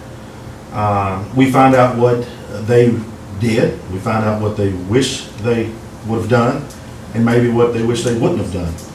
But they can also clear up the fact that, you know, this is not about dissolving tourism. So hopefully they can clean that rhetoric up that's being spread around our community as well. So again, for me, this is about bringing the professional in that knows what's going on, can answer all the questions, and can listen to concerns, and again, move forward. And it's really about a dedicated revenue stream. Judge Wells, if I could add to that, if you don't mind. Go ahead. If the court approves to advertise this request for proposals, I would like to have it out for approximately 2 weeks. That would provide the opportunity for the fiscal court, City of Frankfort, and representatives from Paducah to get together to discuss this. That would then provide the opportunity for the court to know really what questions to ask the consultant, and then to see if they still feel comfortable about moving forward with it. So that can run, you know, parallel. I'm going to disagree with you, Robert. I think that's, and this is my opinion, as I sit here as one lone member of this court, I'm not against this at all, but I think the cart is way before the horse here. We don't know what the questions to ask. We have had one meeting with the city. Everything that we do is contingent upon the city being part of it. The city made no, they had no idea either. So the recommendation from our one meeting, which you two were members, or part of, they said we want to get, I believe the city manager from Paducah said that he would be happy to come on board, and we've been trying to get this meeting set. I may be set for next week, I don't know, but we've been trying to get the second meeting set so we could understand. And as Robert said, and I appreciate the comment that Squire Tracy's the smartest one in the room, but that also that has a positive connotation for Squire Tracy, but a negative connotation for all of us that sit in the room and trying to figure out what are we supposed to do here. This is a major change in our community, and to move forward with it without even having the knowledge of what it's all about, and to pay somebody, my opinion, this is my opinion, to pay somebody to tell us this is the cart before the horse. We need to have a better understanding of what this is, and I firmly agree, and I think most of you squires do too, that if we're going to do this, the city's got to be on board, and the city would not say whether they would or wouldn't because they didn't understand it. The point what we left off at our last meeting. And I expressed to Squire Tracy, I admire Squire Tracy where he is. I know he wants to move forward. Squire Muller, I know you all want to move forward. But this is major. This is a big change in the community. And so I think, to me, I believe we can have it all, at least a lot more understanding by the August 12th meeting, and have it on the August 12th agenda, hopefully, as opposed to this time. That's my opinion. That's all I would say about it. Go ahead. Thank you, Judge, and I appreciate your work, Squire Tracy, and Robert, you too especially. You know, I think per our master plan and per that one meeting, and I'm sure Robin might want to say something, but you know, her and I have had conversations, and for me, I feel like this is the next step because we don't know. You know, to your point, you know, I mean, we don't know. And so I think the next step for us is to get a firm in here, not to say we're going to do it one way or another, but we need to know our options. And I think we can sit around and throw stuff around, but we're not experts in this. We don't do this for a living. We don't know if we'll do it or not. You know, I'd like the city to be involved, obviously. So for me, as being on the park committee and being in that meeting, I just feel like we're at the fork in the road that we need to make a decision, and I'm fine with moving forward with this. So I just wanted to share that with the court, because I do feel like we've exhausted what we know about this, and we're sitting around guessing, assuming, throwing numbers around, but we don't know. So for me, it's time to get somebody in here per the master plan that says this is the next step, to say these are your options, A through Z. You could do this, that, or not do any of it, and that's where I am. So I just wanted to share that with the court. Robin, you're here today, do you have anything to add to, say about? I would just say, I have not seen the language of the RFP. If you feel that that is the best way to facilitate discussions with the city, discussions on the detailed funding strategy, the legal structure for moving forward and all that, we support that. Like I said, I have not seen the language. I think the important part of the next steps would be to involve the other parties, such as the city, tourism, other players in it. If you all feel that a consultant could come in and do that and help facilitate those meetings and those gatherings and whatever, we're fine with that. Thank you. Squire Sebastian? So I'm gonna take a step back, because one of the things that we all say is that we're grappling around and trying to find the appropriate way to move forward on all fronts. To me, that's not necessarily an RFP, that's more of an RFI. And so we're out there asking for information from professionals who have done this to give us that opportunity, and that helps inform what's actually in the RFP. Now, that's gonna add time to the process, and I don't, know that I'm not trying to throw a roadblock in here, but if I was doing this at work and I was still working, I'd be asking these questions in an RFI. Because I'd want to know what I need to find out from firms in order to advance this, and then that helps inform the RFP and all the appropriate words, and so you're not missing a step there to put it out to the firms who want to respond and say, we've had success, we've done this, here's our track record. Because I'm looking at this, and it's giving points to firms' location. I don't know if we're hoping by putting that in there to get points that we're hoping the firm's going to temporarily relocate here or have a presence in the community. I'm not really sure about that. So, but I saw that, and that kind of, That's a normal process. well, I've written enough RFPs that I know what's in them. I've written enough RFIs to know what's in them and know the difference between the two, so. Yeah. Go ahead, Robert. Well, the evaluation criteria within that proposal or RFP is straight from the state procurement code. I Those are understand. the exact ones. I understand. Squire Moore? But you can weight the points differently and add what you need to add, so that's the only reason I bring that up. Go ahead, Squire, you're breaking up right now. That's probably just the way it's gonna be, Judge. Okay. I agree with Squire Sebastian. Have you thought about sending a committee to McCracken County, or It looks have like, they agreed? I'm sorry. Have they here?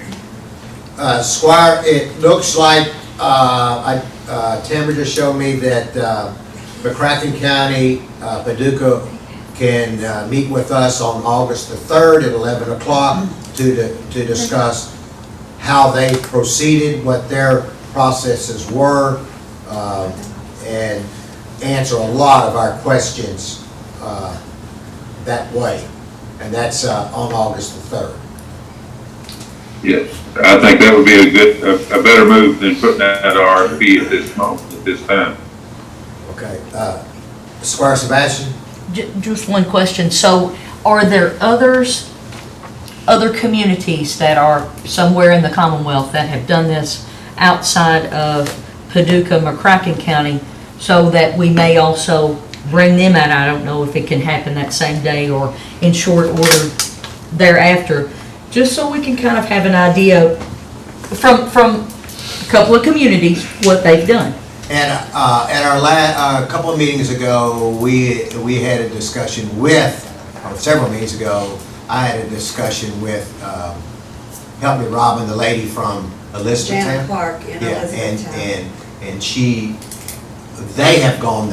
they've gone that route, and her first suggestion, and this is kind of the way we wrote, was that you need to look at the feasibility part first. We did that with an RFP, and that wasn't what the court wanted, so that backed away. But go ahead, Robin, have you talked with her? I have not talked to her since that time, no.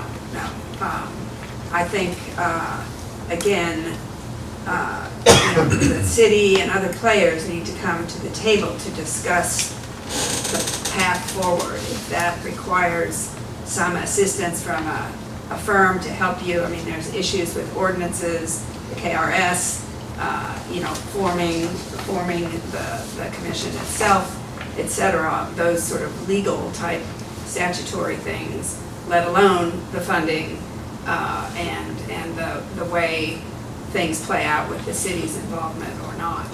So, and if it wasn't a consultant, then it seems like somebody on the staff would need to be, dedicated to doing all that work. Squire Muller? Thank you, Judge. Again, looking at the timeline, I would still like to move forward with this. If we're meeting with the community leaders on the 3rd, that would still be prior to when we get receipts back on this. So I feel like with this timeline, we're still going to be better educated after meeting with them to keep moving. But what if we get through that and say, maybe this isn't the best route to go? We don't have to accept them at that point. I feel like we're months behind, and that's not against anybody, but we're finally to this point. So, if we can have that community, meeting with the city, tourism, everybody involved, I'd like to even see the school systems involved in this. And then I think Robert has here that the RFPs would be due by August 15th. At that time, we can make the decision. We'd be better educated. I think that's everybody's concern. And then if we decide not to move forward with it, no harm, no foul. So. Squire Booth? I agree with Squire Sebastian and also Squire Muller about needing more information. And I have also written, when I was employed by the state, requests for information because something new, the state had a special committee from the legislature to pass on requests, for proposals and information and stuff like that. And it was very helpful. Request for information, it is not I guess we have to pay them or they would not bother replying, but it is a very wise thing to do, and I agree with her. And I agree with Muller that we need more information. So I would request that we change the request for proposal to request for information. Robert, how do you pay someone, a firm, to do an RFI? Typically, you don't pay. You don't pay them. That's what That's I'm the saying. whole point, you don't pay That's them. my point. You put out, Neither do you pay for an RFP. In my experience, an RFI is issued when you have a problem or something comes up and you don't know what you want or how to proceed forward. An RFP is when you already know what you want, you already know what your project is, and you need a firm to facilitate that forward. In your packet today, you have a very detailed scope of work that is identified as the specifications, which includes specific tasks and specific statutes that have to be dealt with, for the creation of the commission, and then also for transient room tax revenue and things of that nature. So your scope of work is what you need for the RFP. An RFI would develop a scope of work. But based on the information that Squire Tracy's provided, I think that this is very detailed and a consultant could easily prepare the RFP based on the information the court has. That's just my opinion. Any other discussion on it? well, I'm looking at I'm sorry. Go ahead. Thank you, Judge. So I'm looking at the calendar, today's the 22nd. If we have the meeting on the 3rd, that's 8 business days from now. 8. That could inform this process mightily. Are we willing to give it 8 business days here to do that? Because as I understand it, You know, our problem is we see the ultimate end game of having a transformational project in the community. But it's like going to school. I can ride my bike, I can walk, my parents can take me, I can drive my car. There's many ways to get there. And so the reason that we want to have experts come in is to talk about their exploits in trying to get there. Which ways out of the gate worked well for them, and what they probably have special circumstances that we may not have here, or we may have special circumstances that are involved that they don't have. We know we have one layered over us with the ability to tax property here. And that's not what we're looking at in taxes, but I'm just saying that we know that every community has a different set of structures that it has to work within. So I'm just saying, do we give it 8 more days to get more information? I think we all want to see this advance. I definitely don't want to see things sit on a shelf. But is it going to help us waiting these 8 more days to get more information from whether it's McCracken County or whether the Elizabethtown, Hardin County folks call in and participate in this as well? I just throw that out there. Well, one of the things I'm concerned share that about back. present day, and I'm concerned about future court, and that is, several weeks ago, we did an RFP. We talked more about, the court turned that down. If we have a meeting on October the 3rd with McCracken County, and McCracken County says, I would not do it that way if we've already sent out an RFP, and we turn around again and turn that down, these firms are gonna look at Franklin County and say, they don't know what they're doing. And I think that was not what we really want here. We want people to realize that what we're trying to do is get something done, but we gotta be careful that we very easily could end up saying, well, we're gonna turn this one down again here, that we've got these 6 firms that have applied, that have put in their information for an RFP, and we're saying, well, let's just not do this RFP right now. So I'm kind of agreeing with you, Squire Sebastian, that just hold on here. Let's find out what we really want, what we need through this process, have some questions answered so we can move forward with an RFP. But that's just me. I agree with you. I think 2-3 weeks is not going to hold us back in that much. But anyway, we'll bring this to the table for a vote in just a few minutes, all right? Are you bringing it to the table as it is written? Well, I'll bring it to the table, and you can change it to an RFI, or you can keep it as an RFP. Either way you want to go with it. We can do that during the voting session? Okay. Can we do? Do you want an RFI? Is the majority of the court? Lambert, you want it? Are you on? Judge. What did you say? I would rather do the RFI. RFI for me, Judge. Okay. Be problems. Well, I know. But I'd rather see us wait than do a whole RFI, because I don't think an RFI is necessary. So all I'm saying is, do we just pull it to next court meeting and then go with it, or make any changes then? I think the big picture is we're gonna have these individuals come in.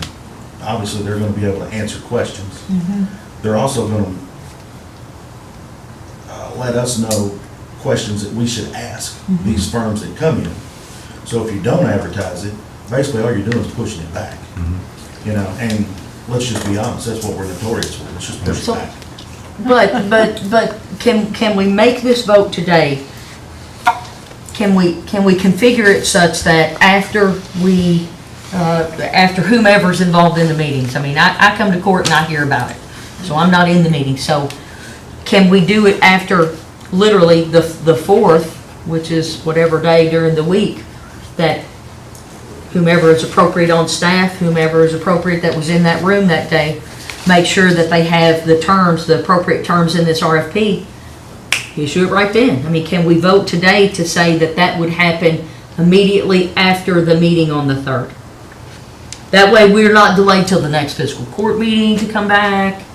I'm not sure that would be the right thing to do, simply because the meeting on the 3rd, we don't know what's going to be. McCracken County, who is obviously been the guru for all of this, could say, oh guys, you're going too fast, you may need to, I would not do an RFP or an RFI at this point. They may say, let me tell you what, this is what you should do, this or that. I wouldn't do that yet. I don't know, August the 12th is not that much further along than August the 4th, that we couldn't wait and put it back on August the 12th, in my opinion. Squire Sebastian, you're basically saying to give the park committee authority to either send it, make the changes and send it. Yes. That's After we the sit meeting. down with whomever, Yep. whether it's McCracken County, and like I said, whether Hardin County calls in or they don't call in. That way, we are not I can go for that. inching along. All right. We have a plan forward. And everybody at this That's table where I'm at. agrees that That's where I we're was. moving forward with or without the city. Because we don't know whether the city's going to be doing this We'll or have to see where not. they are on the 3rd. Oh, Because the city did not say they were for it at the last meeting. but they didn't say they So- were against it. So, let me rephrase that question.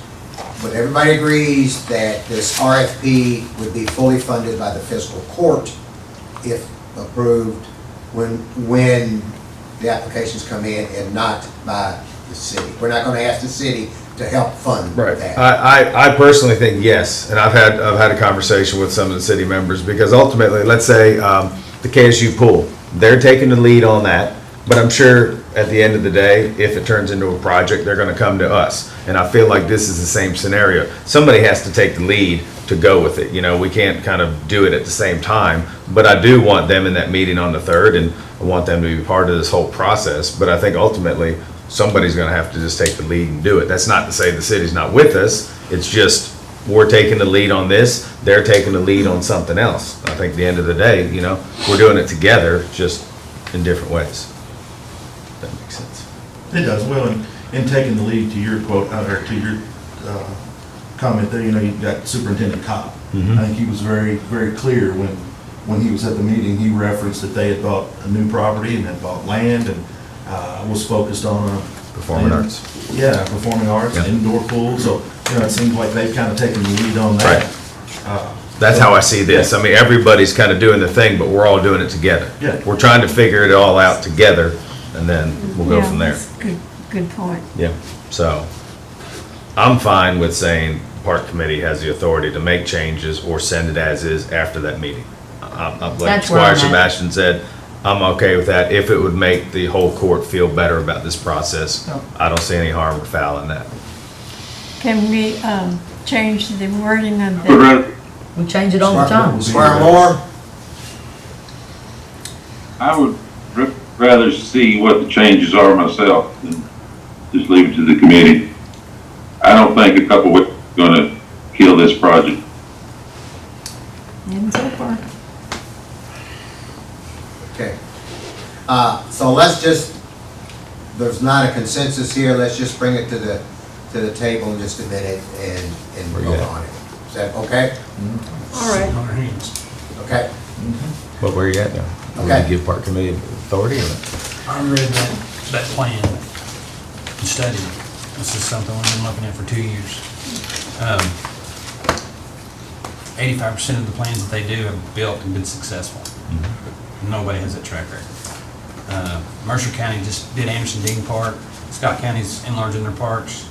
If we don't have the sports tourism tied into this, it's going to limit our ability to bring the standard of living that I would want to have in our community for our park system.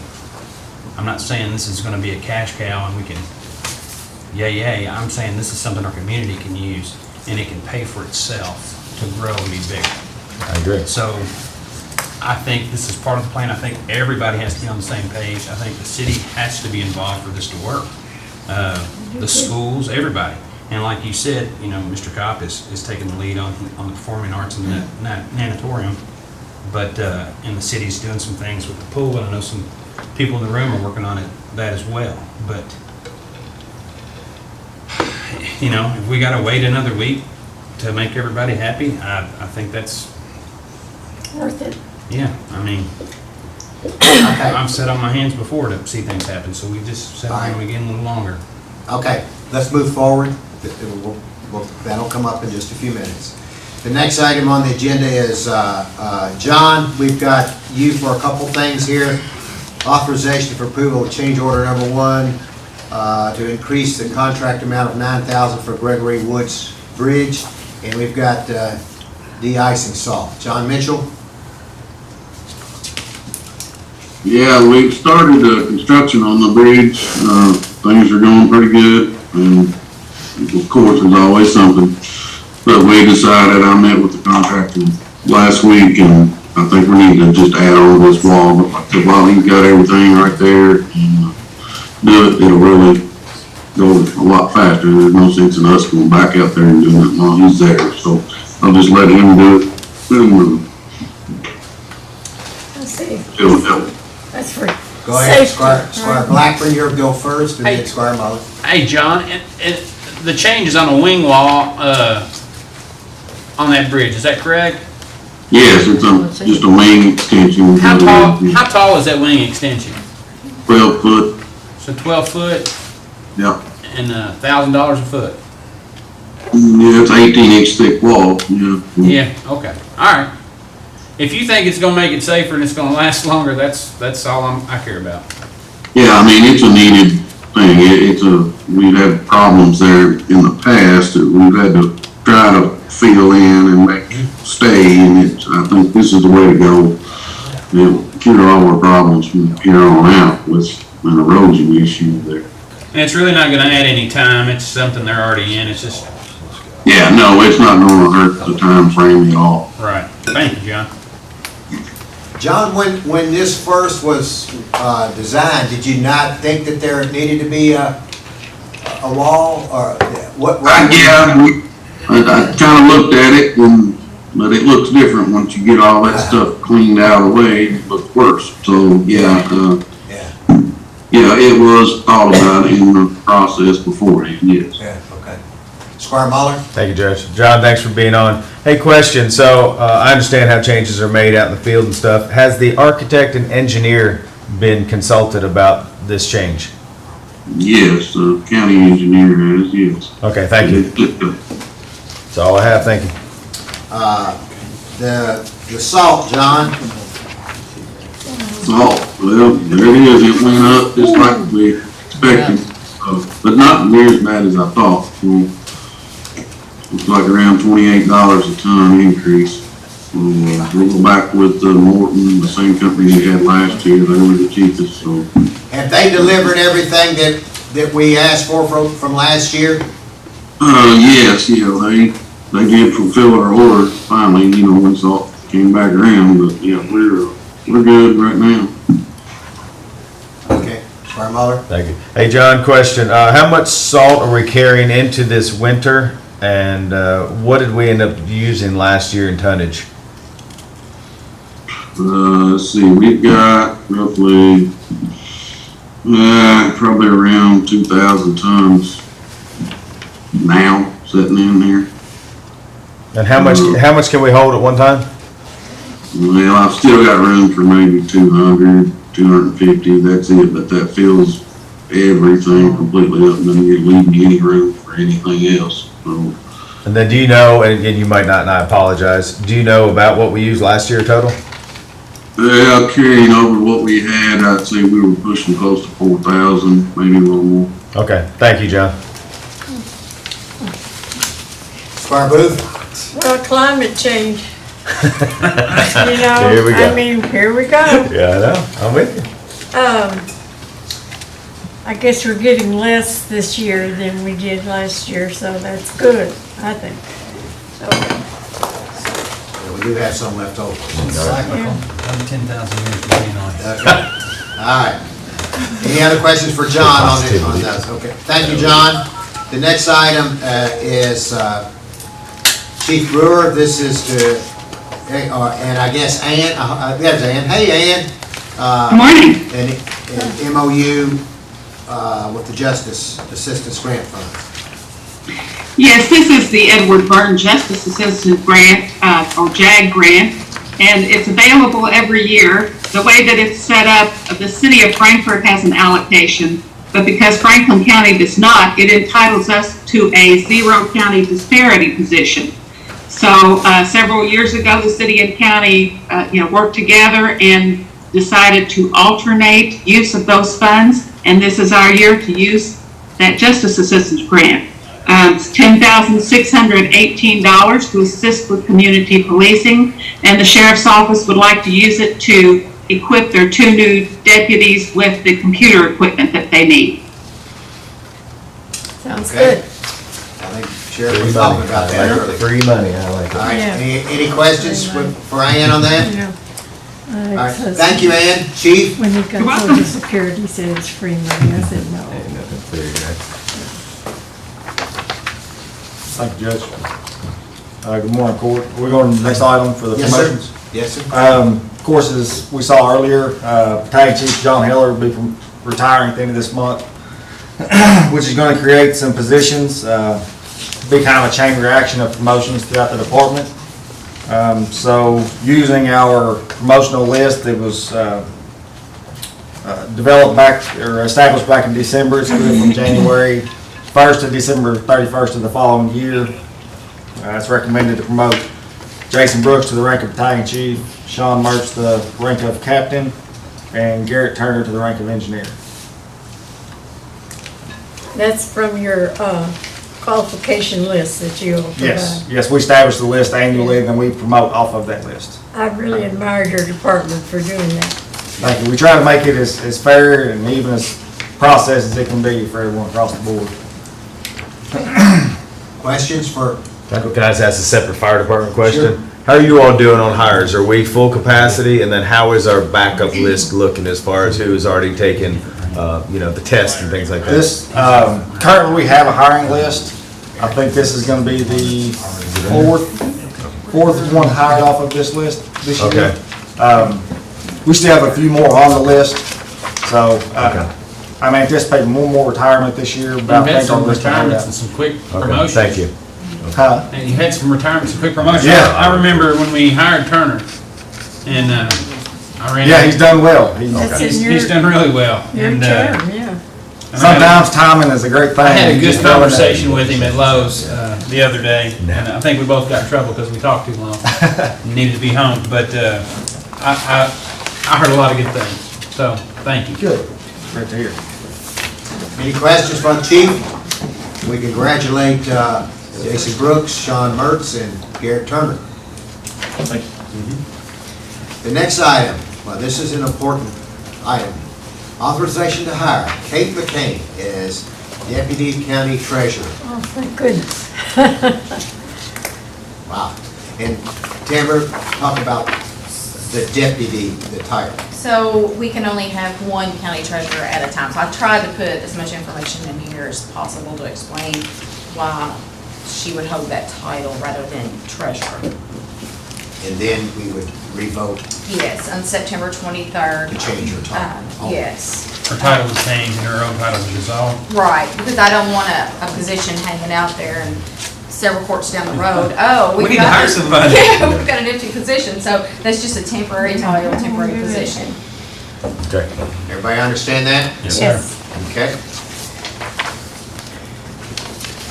The next item is authorization to approve a resolution declaring the official intent of the County of Franklin County with respect to reimbursement of temporary advances made for capital expenditures to be made from subsequent borrowing. Susan, that's a lot of information right there with a little bit of need of explanation.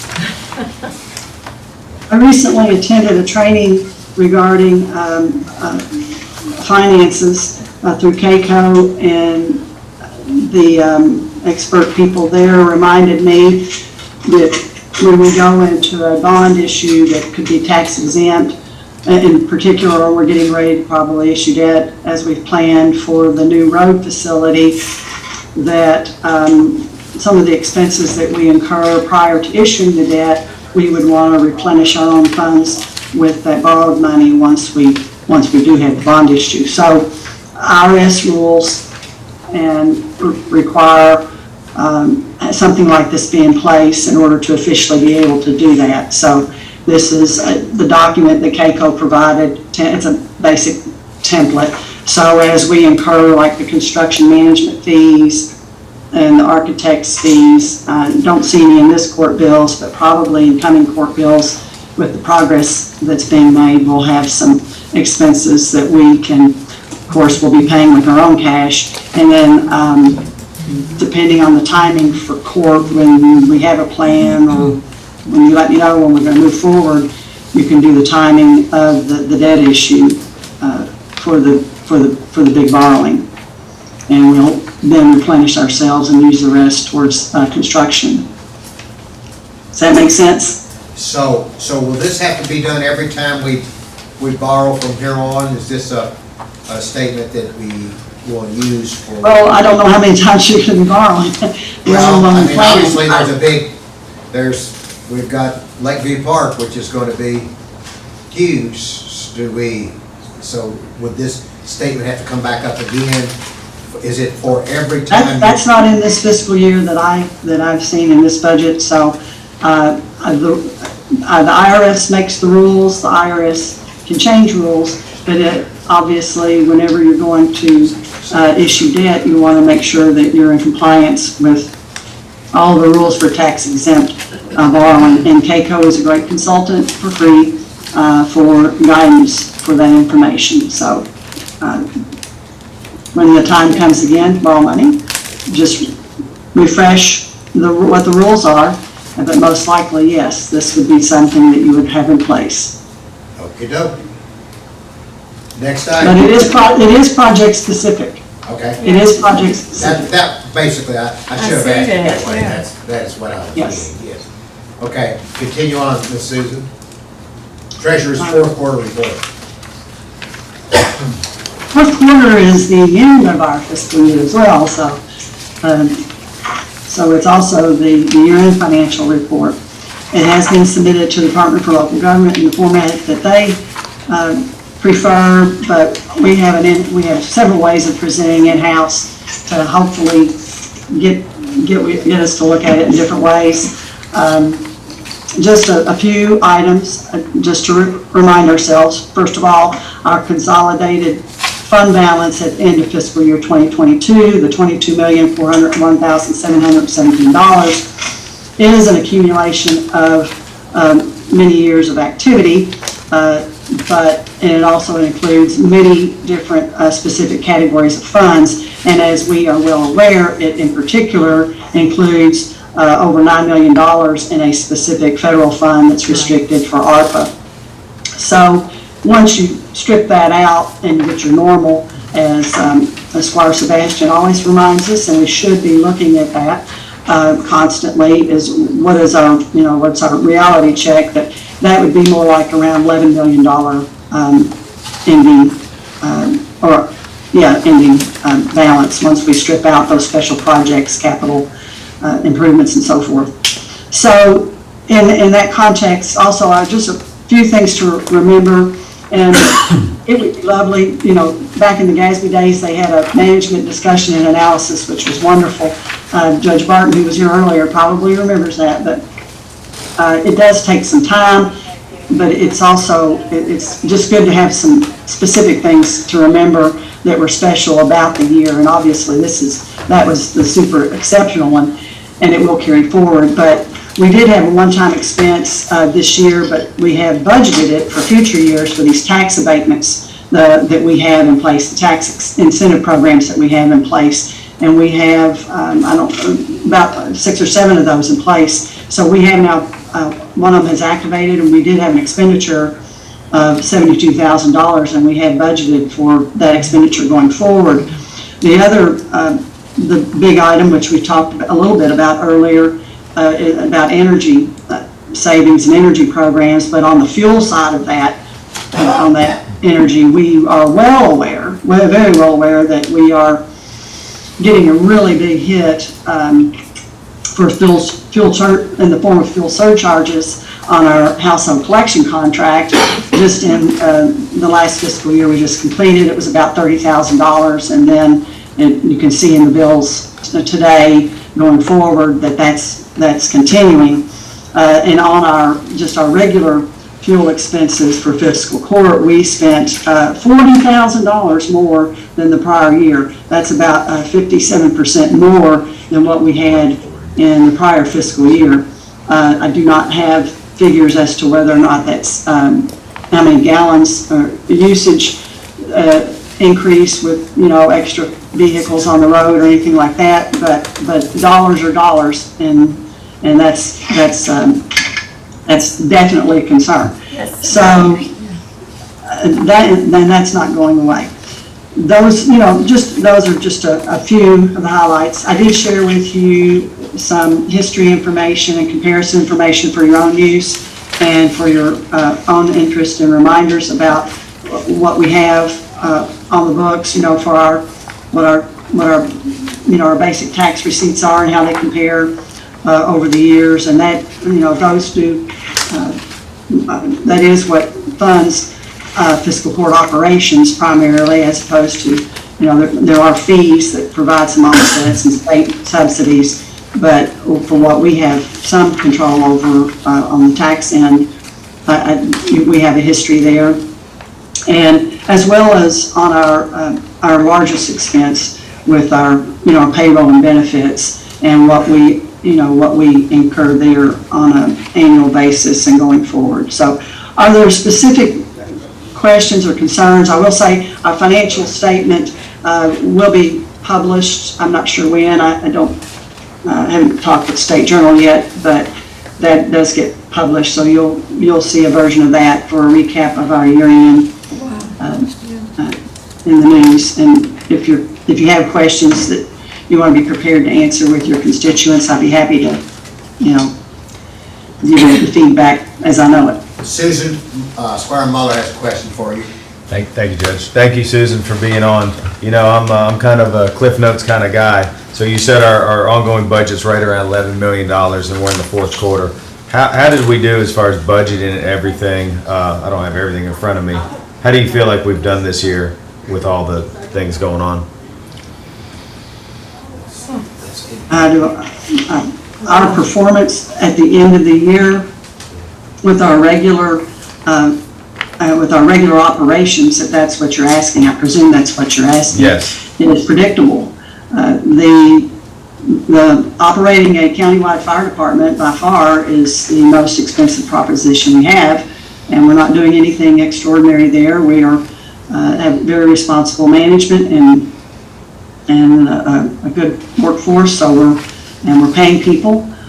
So that that performance for that particular service for the county will continue to go forward, and we continue to expand our law enforcement area without any source of revenue specific to that. That is a concern and should be a concern going forward, that we do need revenue. We do need additional revenue for our regular operations and to maintain the growth that is inevitable with our regular operations costs. The clerk, obviously, just by structure of the office, has the ability to raise fees that are set by the state or set by the county, and those fees have supplied make up the difference in a lot of the shortfalls between the funds. And obviously, we had a record receipt from excess fees from the clerk's office, of over $1 million with excess fees. So whether or not that continues or those fees get cut or how that plays out, I don't have any crystal ball about that, but we are very dependent on that. I will comment that balance that we show by fund, and I just want to remind you of the way we structure our operations is because we process the payroll for the fee offices. It is cleaner to get a better view of what our real general fund is by having the clerk and the sheriff as separate funds. One of them generates revenue, the other one uses, is a user. So, but by categorizing our excess fees in the clerk fund does not mean that those excess fees are not general funds. So at some point, we could do a sweep, back into the general fund just to identify that. So when you look at, when I say that on the summary that I have, even though we show a $900,000 balance going forward in the clerk's fund, technically that's, it's general funds. So that just adds to your general fund overall balance. But it's just a representation in-house for our own way of looking at things, which obviously there's at least 7, maybe 8, maybe 50,000 different ways depending on the way people approach, the operations of government. Thank you for explaining. I just wanted everyone maybe watching to understand where we're at because they don't have all this in front of them. So thank you. Sure. Yep. Okay. Any other questions for Susan? Susan, go ahead with the treasurer's report. I think I pretty much covered everything, wrapped everything into one topic again. Are there specific questions or cares or concerns? My overall report, I like to focus on revenue, and we will be having a meeting very shortly about setting the property tax rate, and I expect to receive those certified assessments any day. As soon as we do, I'll have that information out about what we could calculate. I can hear the echo of Squire Dawson saying, take the 4, always take the 4. So, I can hear the echo of Susan Lawrenson too.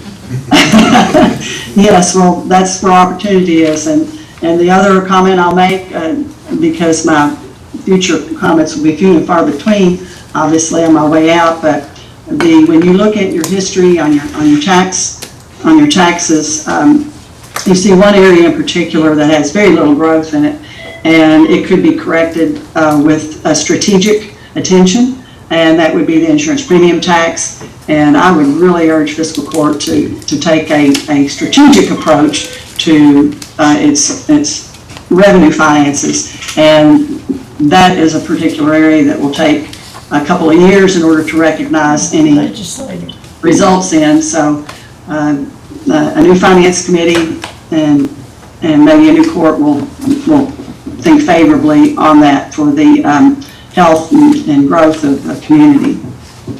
Okay, Susan, thank you. How about payment of claims, Court? Anything on payment of claims? Questions on that? Sherry, Sebastian, Ms. Sebastian, you had a question? I did. Thank you, Judge. Madam Treasurer, I just wanted to ask a question in regard to, we had several vehicles that were budgeted in our 22 budget. Did we go ahead and roll that into our 23? That, because the vehicles didn't arrive? We did. Okay, I probably missed that, sorry. Yeah, and in fact, the brush truck, I believe for the chief is in. I saw there's one in here. There's one Yes, brush that truck in one. there. And then 3 cars. The sheriff didn't have any trouble finding his inventory available, so that's already been secured as well. Okay, I just saw some, but not all. Thank you. All right, I don't know the status of the coroner's situation or the jail, and the brush trucks are, the other brush trucks are way out, which is why we took advance action for those orders. Thank you.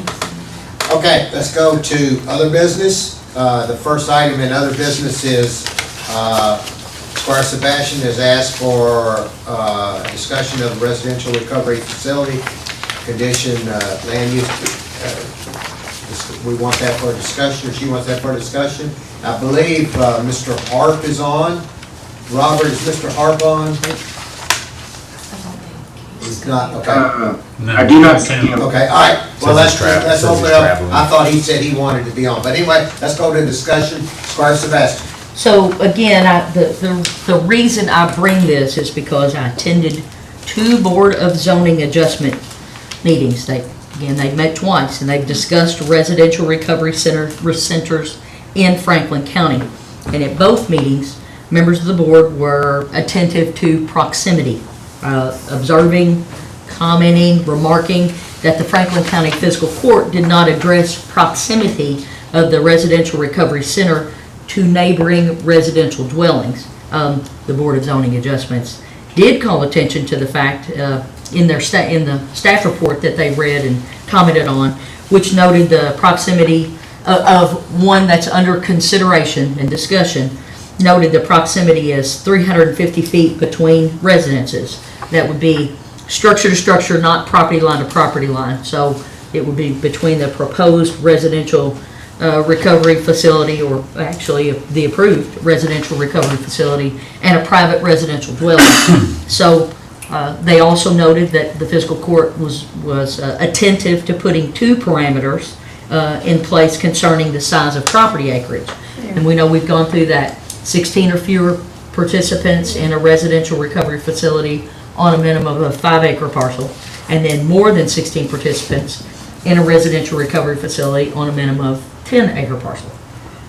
So the Board of Zoning Adjustments called attention to the absence of similar specificity regarding proximity between the center and a private dwelling as opposed to the acreage size. And then, that was a considerable point of concern. So I did go back and take a look again at the meetings, and I did note that the Board of Zoning Adjustments said, actually they invoked the name of the Franklin County Fiscal Court and said you have the ability to rectify, the authority to rectify that disparity. And again, there may be others that come up down the road, but they've noted that as a disparity that needs to be addressed before we get too long in the tooth on this process and others 10, 15 spring up, and then you've got some under certain conditions, others under other conditions, and then you layer another set of conditions on.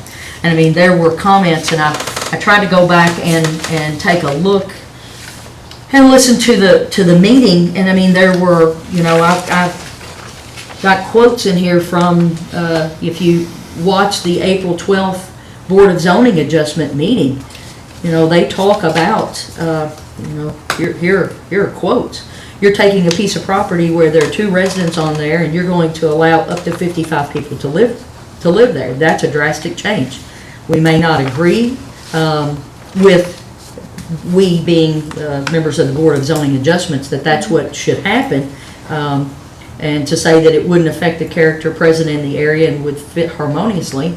And I mean, words were like, I have a problem with that statement. Again, not me, members of the Board of Zoning Adjustments, saying these kind of things. So, they made a point of saying that the Franklin County Fiscal Court has allowed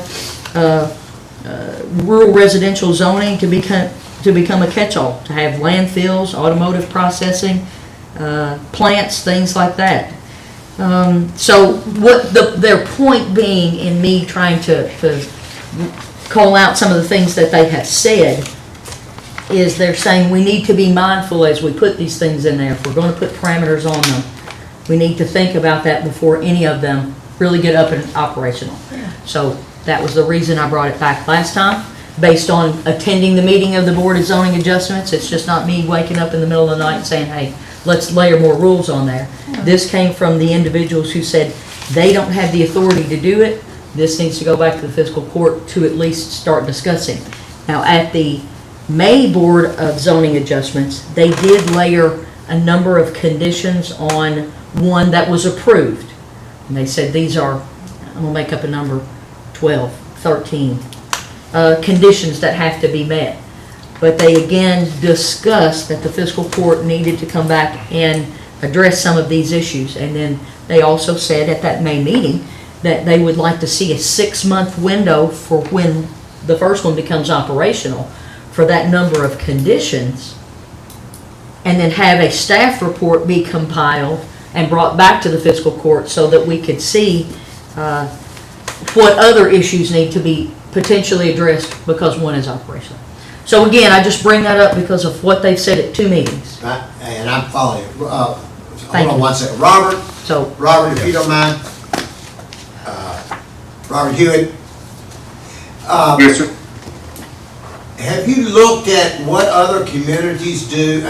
I will say this, based on yes, he everything did. that's being talked about here, we as a court looked at acreage and not distance between. And that, it wasn't intentional. It was something that is not familiar to us. We did the best we could, and I do think distance from residential, site distance or a proximity is something we should look at. Have you know about other situations where distance between residential facilities comes into play? And if so, or if not, do you have a recommendation that would be appropriate for these types of situations that we didn't address initially?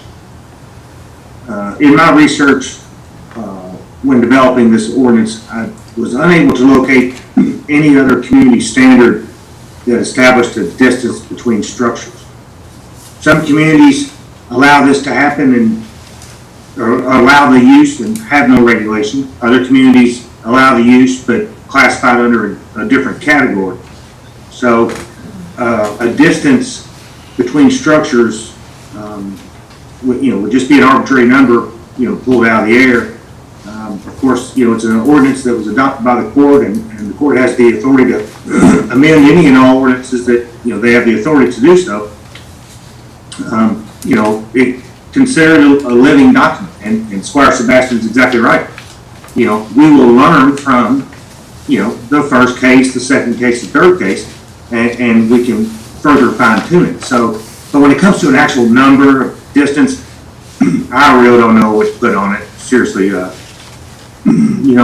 zoning ordinance does have buffer requirements when, say, industrial property abuts residential property. Okay, that's 100 feet. You have to, your industrial structure cannot be any closer than 100 feet to the property line of a residential zone property. Okay, other examples are 30-foot buffers for landscaping between varying densities of residential zoning, mostly in planned districts. So, but the greatest separation the zoning ordinance has currently is 100 feet. Okay. Squire Muller, you had your hand up? Well, thank you, Judge. I think Robert just answered that. 100 feet seems pretty darn tight to me, Especially industrial. Right, I mean, for industrial, and then, if there's an existing home, and everybody's right, and Squire Sebastian, I appreciate all your research on this, because we only looked at the acreage. And so, it's kind of one of those put yourself in shoes and things like that, so I think there needs, and I read Mr. Harp's letter, and I agree with, we shouldn't be, going against the health department and the fire department and things that are already in place to look over those facilities. I understand that, but I agree that we need to come up with a number as far as from property line, from existing residential, it needs to be so far away, without a doubt. Agreed. What about, we have different zoning designations, right? So for in rural residential, they have the land to do it, but if we're in a smaller deal and they buy an existing house and say they want to put 4 people in it, it's already there, so that would. But the difference for me is they're talking about almost doing a hotel at this place, 55 people or whatever. That's not a residential home, that's a big facility. It's like building a campus almost, so that's a lot of movement, a lot of traffic, a lot of trucks. So I see what your point, and to me, and Robert could maybe input here, it's almost going to be case by case, for the different zonings. I think it could be done by acreages of land too, or where it is, because you're exactly right. And I've seen several situations in the past meeting I had the other day about these, the Ison House, where they are in a town, and they're right, there's buildings all around them. But you take it out into the countryside, then if we go at a minimum of 10 acres or 5 acres, if 5 acres would be X, 10 acres would be Y, to me, that, the more acreage, the further apart. Right. That's what I would think. I mean, something along that line. So, would you all want Robert to go back and investigate, or you want to come up with your numbers I have a yourself? suggestion, if I may. Okay, your hand was up first, so Yeah. go ahead. Why don't we just say the center of the land that is allocated for their residency? To place the dwelling in the center of the acreage. What if it's an existing facility, or an Well, existing home? yeah, It's already well. Or there's a hill with, you know, cliffside or something. You could have Yeah. a pond in the middle of Yeah, it, or yeah, something yeah. like that. Yeah, well. That's a good thought, but I don't think not it's. good enough, Yeah, it may right. not. No, you're on the No, right it's track, good. You're on the right track. Squire Sebastian, if I could ask, what are your thoughts? I mean, you've probably. I was gonna ask the same thing. She's probably looked at this, thought about this, and heard about this a lot more than we have, so. Well, you know, it was noted that the nature of property that's in process now, you know, while it's a 35-acre piece of property, there are 2 existing dwellings, and it's in a residential, kind of a neighborhood setting. And the point that the Board of Zoning Adjustment made is you have a lot of property acreage that's against the river and against the interstate, but when it comes to where the residential facility is butting up to the next residential dwelling, that's where you have the close proximity. So that was the issue. And if I may say, at our June 1st meeting where we discussed this, what we were gonna do is what we're talking about asking to do again. You know, the judge had said at that meeting, he had asked our planning director, come back in June with some recommendations that take into consideration things like, and the judge mentioned, proximity. He mentioned, you know, like fire systems, water volume, I'll just call them all downstream effects. For example, in this discussion point, initially, there was a finding, I don't know if you call it a finding, a comment by the fire department that said we want a fire hydrant. Then they went back and said, well, now we know the nature of the water line. We didn't know that at first.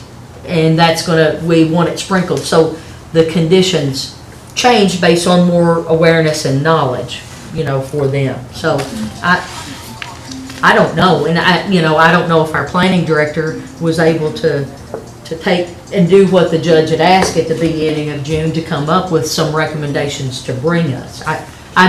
That's what I assumed we would be talking about today, was what you had asked for June 1st, to see just some things that we could kick around. Because everybody was kicking a number of things around. So I just assumed that's what we would do today, is have something to vet and discuss. I've seen Councilor Sparks, when he shows his picture, that means he wants to say something. Okay, Councilor Sparks, I think you've got a comment. Only just a brief one, because I want to make sure that all members of the court are actually aware of what you're doing here. And I see it really plainly. I'm sure the community sees the distance and other requirements and the matters as they are factually presented. How far is this property, so everybody knows, from the next piece of property? That is Mr. Hart's property. You talk about proximity. How far is it away? What was in the staff report by the GIS mapping was said that the corner wall to corner wall of proposed facility and existing residential dwelling of a person that's just gonna live there ad infinitum when they go outside and sit on their porch. 350 feet. So you're talking greater than a football field at the best level. That's the discussion here. So the court knows what you're sending back to planning and zoning, that that's your issue right now, that that's too close. That's what I'm saying was said at the Board of Zoning Adjustment. I mean, it's in the, I don't have a transcript, I'm sorry. Well, it's been around and discussed. I just want everybody to know that 350 is what the issue is about these future properties. So other member or other individuals who want to assist in these kind of matters, they know what they're talking about for property when they're buying it, et cetera, correct? All right. Okay, thank you, ma'am. Robert, whatever we're talking about for the future does not affect what is the present piece of property. Is that correct? So. Yes, sir. Okay, all right. So in order, for your sake, to not have it come up again, at least there should be, and I don't know whether the court just fix it or whatever, and I think that's the discussion. Robert, is there any way that you can go back and investigate this and kind of look at what would be amenable? I mean, if I were to sit here, I'd say somewhere between 500 to 1,000, but I don't know that. And that's arbitrary. I'm just throwing that out. So, can you go back and investigate this and look at this and see if there's something better than arbitrary Well, to he present to presented us? a report to us. He didn't have that. It is an arbitrary thing. I mean, and if you look at all of the zoning, you can put a lot of pigs within 250 feet of a house, and we're talking about humans. Yeah. So, and we all know that there's people with drug problems living in every single zoning designation in Franklin County right now. So, I mean, I get both sides of the argument. People living in every zoning is a lot different than having a facility. Sure, absolutely. With more than one. And the size, I think that. But it's a full arbitrary number we're shooting at. I don't necessarily know whether it may be, but that's why I'm asking Robert to look in to see if there are others that have done it, it becomes less arbitrary. There is a precedence for it. And do we look at some of the conditions based on what is known at this point that the Board of Zoning Adjustments put out there, as maybe that's something that we review, put a 6-month window on new facilities to see, for example, they wanted to know how many runs are made by first responders for what, they wanted to know that. I mean, there were a number of conditions that they placed on this because they said they had the capacity to do so. So I don't understand why we have to do that. Yeah, but. Go ahead, Squire Muller. Thank you, Judge. Robert, can I ask you a question? Is in this situation, and I'm glad council put that into perspective as far as say a football field. Is there anything written right now as far as landscape buffers and things like that in between proposed facility and residential? Is there anything in there right now as far as a double row evergreens or anything like that might help buffer? No, sir. Okay, just a thought. Squire Moore, you have a comment because you've been pretty astute. You have one in your district as well. So what are your thoughts, Squire Moore? If you can speak, don't freeze up, hopefully. Just back actions. You're going to speak again. I don't think my connection is good enough to comment on this. Okay, all right, thank you. All right, let's send Robert back with some homework, Okay, so will we, because we sent homework. So, and I know everybody's busy, so I'm just trying to, understand it because. We can't decide it at this moment, so we gotta do something, I the next step. Totally. Can it be ready for the August 12th? Robert, Yeah. August 12th, can you come back with some suggestions, some ideas, at least some information to the best of your ability, and then let's make a decision. We'll have a decision on it, okay? Absolutely. That would just be helpful, I just to understand. have more information that we discussed, because the Board of Zoning Adjustments was pretty clear about, and I'm sure, there was planning staff there, so they heard everything. They don't have to go back and watch the meetings. They heard everything. I got you. So they have an understanding of the issues that were raised usually twice, at 2 different meetings. Once again, I admire you for sitting through the board. Robert, can you do that? Yes, sir. Okay. So, All right, we got that. Yes, sir. Instructing do is, under that statute, take it back to planning and zoning and asking for a suggestion as to an amendment of your text ordinance, correct? You kind of cut out and I didn't understand what No. you said. We want to have some conversation first before Robert Yes. takes anything back. Yes, yeah, right. That's what we Robert's wanna gonna do. come to us Yeah. for discussion and finalization and a consensus before he goes to that point. Okay, it doesn't work that way, and we've had this discussion in the last 2 or 3 involving these text amendments. If you're gonna talk about it, talk about it. If you're gonna send it back to planning and zoning, that's when you have to instruct your participant member, that is Mr. Hewitt, to go back and ask them to come up with suggestions so you can finish it up later when it comes back to you. You're not just put people on the phone and start saying, hey man, what do you think about this issue, that issue, the other? You've got to have some direction to give him, and they have some direction to follow up. Well, in the meeting that this is the BZA and not planning and zoning, but the BZA said the fiscal court needs to come up with this. They didn't say planning and zoning or themselves. They actually put it back in our hands to do. So, and we're just following through what they said. I have not seen any writing, any memo, any resolution, or anything that says that. I've seen a lot of other writings, but not that one. Okay. So what I'm suggesting that you do is the same situation that we came up before. You're talking about a text amendment. The way they want to do it is, the process is you send it back to them to ask them to review it and come up with some text amendments to bring it back. You all mentioned doing things out of order. You got to do this in order if you're going to back an amendment.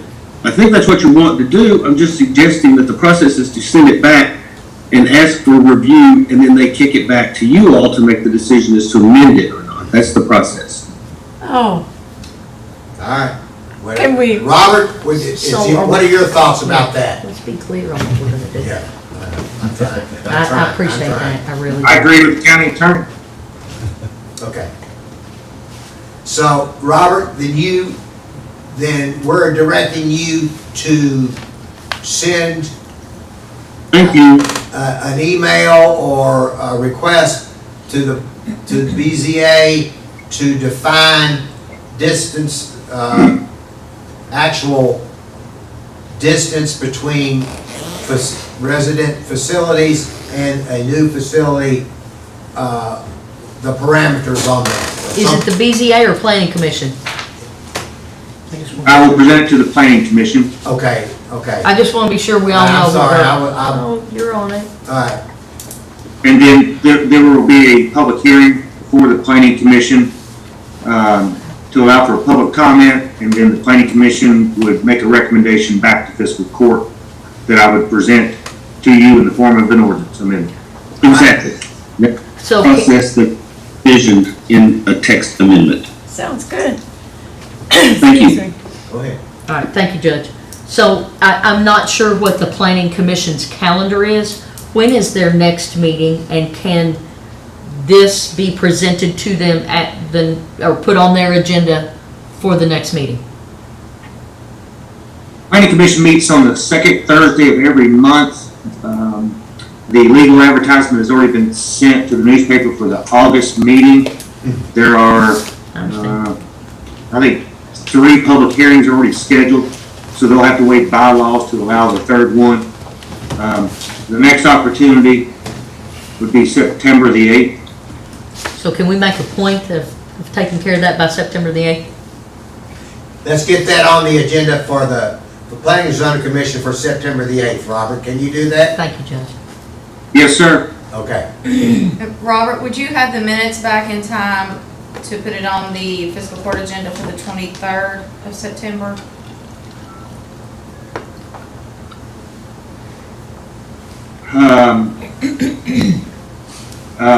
Not typically, but I could request them in early. Okay. All right. Thank you. Thank you all. Okay. I mean, their point, the BZA's point was it's better to deal with it now than try to keep coming back and keep trying to come back. We're all with you on it. Thank you. Thank you. Okay, the next item is DFI has been asked to leave their building, and because the building they're in, the owner is going to change it from office to some type of retail, sorry. And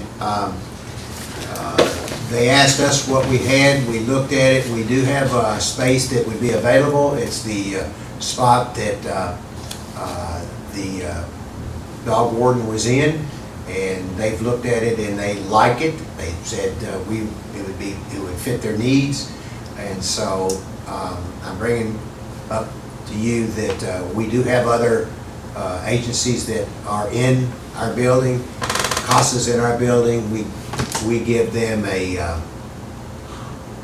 $1 a year lease. I think it would. I'm recommending that we give them a reasonable lease agreement, or $1 or whatever, and then ask them to pay whatever the utilities would be for their phone. Where is the dog's warden's office? I'm just He's curious. moved to the sheriff's office. Yeah, but where's the old one? It's on the 3rd floor. Oh, okay, It's the on building the next third door. floor. Okay, thank you. Would they not want window space? No, they Why would they want to go on tourists? It wouldn't work. They talked to tourism, and it did work. And they talk to the city as well. Yeah. What's, Squire, you had? I just have something that's separate from this. Okay, well, let's wait. I'm waiting, I'm Let's waiting, finish I'm this. sorry. I'm waiting. Okay. Thoughts? Everybody okay? I think Working if out they something? paid utilities, phone, and their computer or something, I'm okay with it. Okay. Well, we have to set up whatever a rate, right? Yeah, $50 a month? Would that pay for the utilities? And they could pay for their own line separate. We wouldn't need to pay. Yeah, they would I pay think for they their could- own phone. Right. For the But use you of can't- air conditioning. So and what are they paying now? I'm not sure what they're paying. I know it's a I- lot. It's a I think pretty it's big $400 or office. $500 is what I heard. But that's a huge space they've More got. space, right. Yeah, I'm this just trying is- this is to a figure out closet, the, basically. Yeah, it's not a very the big one. space. And it's not being utilized at all. Okay. Okay? No, you're not So- okay. No, I'm saying we haven't decided what we're gonna do. What's the, so we. How many square feet's the office space? That's what I'm just Sorry. trying to get that Yeah, figured I out. get it. I'm just trying to Maybe understand it, that's all. 150? It's tight. Yeah. Fit a desk in there? It's not a pleasant Yeah. office. And That's I'm why not sure it's gonna be forever anyway. Yeah, that's why I'm It's concerned that probably a it's probably temporary not thing. what they're, And it's her. and maybe it is a temporary thing till they get where they wanna be, because that's not window space that you want for that organization. Right. You want face-to-face all the time. Right, she also has a part-time assistant that comes in 2 days a week that will be sharing the office with her. But right now, they're pretty desperate. You can't. I think whatever covers the utilities on our part. I'm fine with Do they that. have a Well, so- budget at all? Yeah, they have a budget. Oh, okay. Well, they can handle it then. But they can handle it at what rate, Mike? Oh, Well, right now, since it's temporary, and again, I'm just throwing out that pay the utilities, pay what the utilities would be, then, because there's nothing in there other than a desk right now, and, So you're saying pay the utilities $50 a month? yeah. I can be right there with you. Yeah. Because I really think that this is one of those stopgap measures. Stepping stones, They yeah. they got a problem? Yeah. Yo, I'll solve it. Yeah. You call it. That's fine. I mean, community partner, we're supporting them, and I think, Absolutely. they'll go a long way, so I'm all for it. And we're doing it for CASA. Yeah, that's fine. I can't imagine it being It's not gonna be long-term. No, because they're gonna want face presence. So that's a good way to assist an Yeah. agency. I'll have it on the Absolutely. next. Yeah. Okay. Absolutely. You have something else? Yes, sir. Go ahead. So I had been in communication with the county engineer, our planning director, road supervisor, and multiple staff about a variety of projects that I had been asked about from constituents.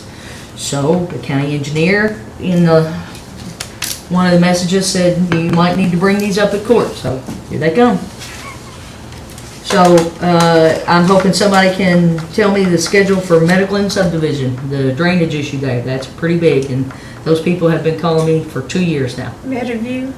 I think Glenn, John- that's yours. John Mitchell, I think I just John wanna- Mitchell's got that on the road committee, is that right? Or the Well, the problem committee is, next week or something, is that right, John? Is there a road committee meeting? Yeah. There is a road committee meeting Awesome. scheduled a week after next, and all of those projects are on the agenda to be discussed, and we'll go from there. Okay. Does that have the guardrail at Nineveh Road on there? That I turned in like February? That guardrail's already been repaired. I'll go by and look at it, cause it's sure leaning over in that creek. And that's got the scrubbing out of the creek Farmdale subdivision about what y'all, that's got that one on it too? It's on the agenda, Thank yes, you, ma'am. sir. And then the stormwater issues in Edgewood? The Edgewood, yeah, some of that work's been completed next to the treatment plant. Great. Thank you, sir. Okay. Thank you, John. Squire Muller? Oh, go ahead. All right, No, Squire no, Smith. no, go ahead. You- I have two things. I didn't know if maybe this is an appropriate time. Do we have a road department update as far as where we are in the process? You know, I've been asking that, and Robert, do you have an update on the architect at the road department in that process? Yes, sir, I do. Give me 1 second, I'll pull it up. I thought somebody would ask, or I was gonna have a report on it, but, Okay, so the survey has been completed enough so that early design stages have begun.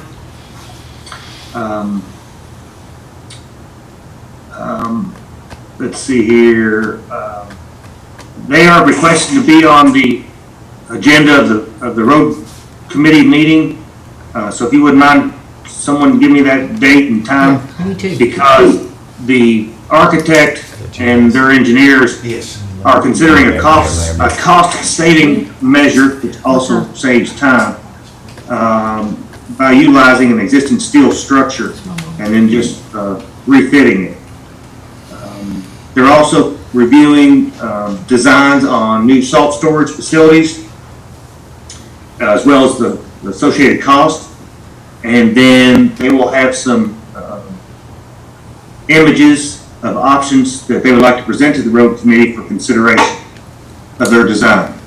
Okay, so by next court meeting, we'll probably be able to know a lot better where we are. We may have them to come and present next board meeting. Yeah, that's fine. We'll see where they are on August, on the road committee, and then we'll see about the next. okay. I have Go ahead, one go other ahead. thing. So when I went to the community input for the, at Bondurant for the comprehensive plan, one thing I noticed, and they did a good job, and there was a lot of people there. I was excited to see it. But I noticed, I feel like the people that are on there, I know there's a lottery system and things, but as I studied it and I met with, and I apologize, I can't remember her name who put it on, but there's nobody on the committee from distillery, industry, bankers, developers, or real estate. And so what I'm afraid of is we're gonna go through this whole process and it's not balanced. And I don't want us to be in the situations we are now, a year or two from now. So I don't know if we can request, and I don't wanna name names, I don't have anybody in mind. I'm just looking at this like that committee, and I know there's different committees, I know you're our representative, I think on the steering committee, but the main committee that's gonna be meeting to talk about land usage, is what we do, where we do, how we do, things like that. I don't want it to be just one way and then us not get what we need out of this process, because it is gonna be a long process. So my question, Judge, is can we request some members from those to be put on the committee? And maybe that's something we need to talk to the city about too, but you see what I'm saying though? Let's ask Robert, that's a good question. Yeah. Robert, how do we, I think it's broader than the 4 or 5 entities that he's talking about, to make sure, how do we make sure that the comprehensive plan committee is a balanced committee of representations from our community? Correct, Well- yeah, I just want to make sure we're heading in the right direction with a balanced group of people. Well, it's about like balancing a marble on top of a marble. You do the best you can, because there's always going to be a different group that says, "Oh, I didn't get in here." However, with that being said, I believe it's most appropriate if you direct me as staff. I will discuss this with Mr. Copley over at the city planning department, and we will bring this to the steering committee for their guidance, because I think they are the ones that have the authority to expand on, I guess, Squire Muller, I believe you're referring to the advisory committee. Right. Would that be, yeah, that's correct? Yes. So that the steering committee can direct the advisory committee to add representatives specific to, group A, B, and C. Well, and those are just the 5 I thought about: distillery, industry, bank, developer, real estate. Just when it was brought to my attention, I was sitting there looking at the list, and there's a lot of great people on there, don't get me wrong, and y'all are doing a great job, but I just want to make sure we get a balanced group of people from our community that can agree to disagree and that can work on an overall plan for where we need to move forward, so. I'm not sure they can agree to this. You know what I mean, Judge, so, But yes, Robert, if you would, take Squire Muller's list that he talked about, and you all look at any more. I'd like for you and Eric to look at that from a comprehensive approach, make sure that we're doing the best we can to get as much diverse representation on the board as possible. Is everybody good with that, the court? Yeah. I mean, I just. And with that being said, we really need to push harder to get more public involvement in these public meetings. That last meeting, if you looked around the room, those people that weren't running for office or a politician, there was probably only 20 people there. Right. So, I think the next one's at Franklin County. probably less than that. Yeah. It is next week. Next week? It's next week at Franklin Yeah. County, and I'm gonna do everything I can to try to get as many people to show Yeah. up. I mean, they show up at a planning and zoning meeting when they don't agree with something or they wanna be for something.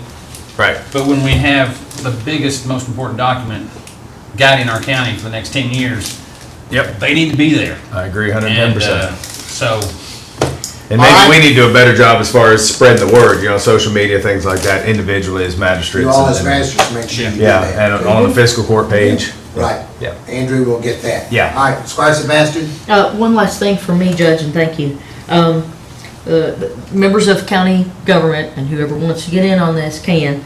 There's a cruise in this Sunday at Lakeview Park, which is July 24th. It's going to be at the Carter House from 1 to 4, and all the proceeds are going to go to the Franklin County Fire Department's toy drive.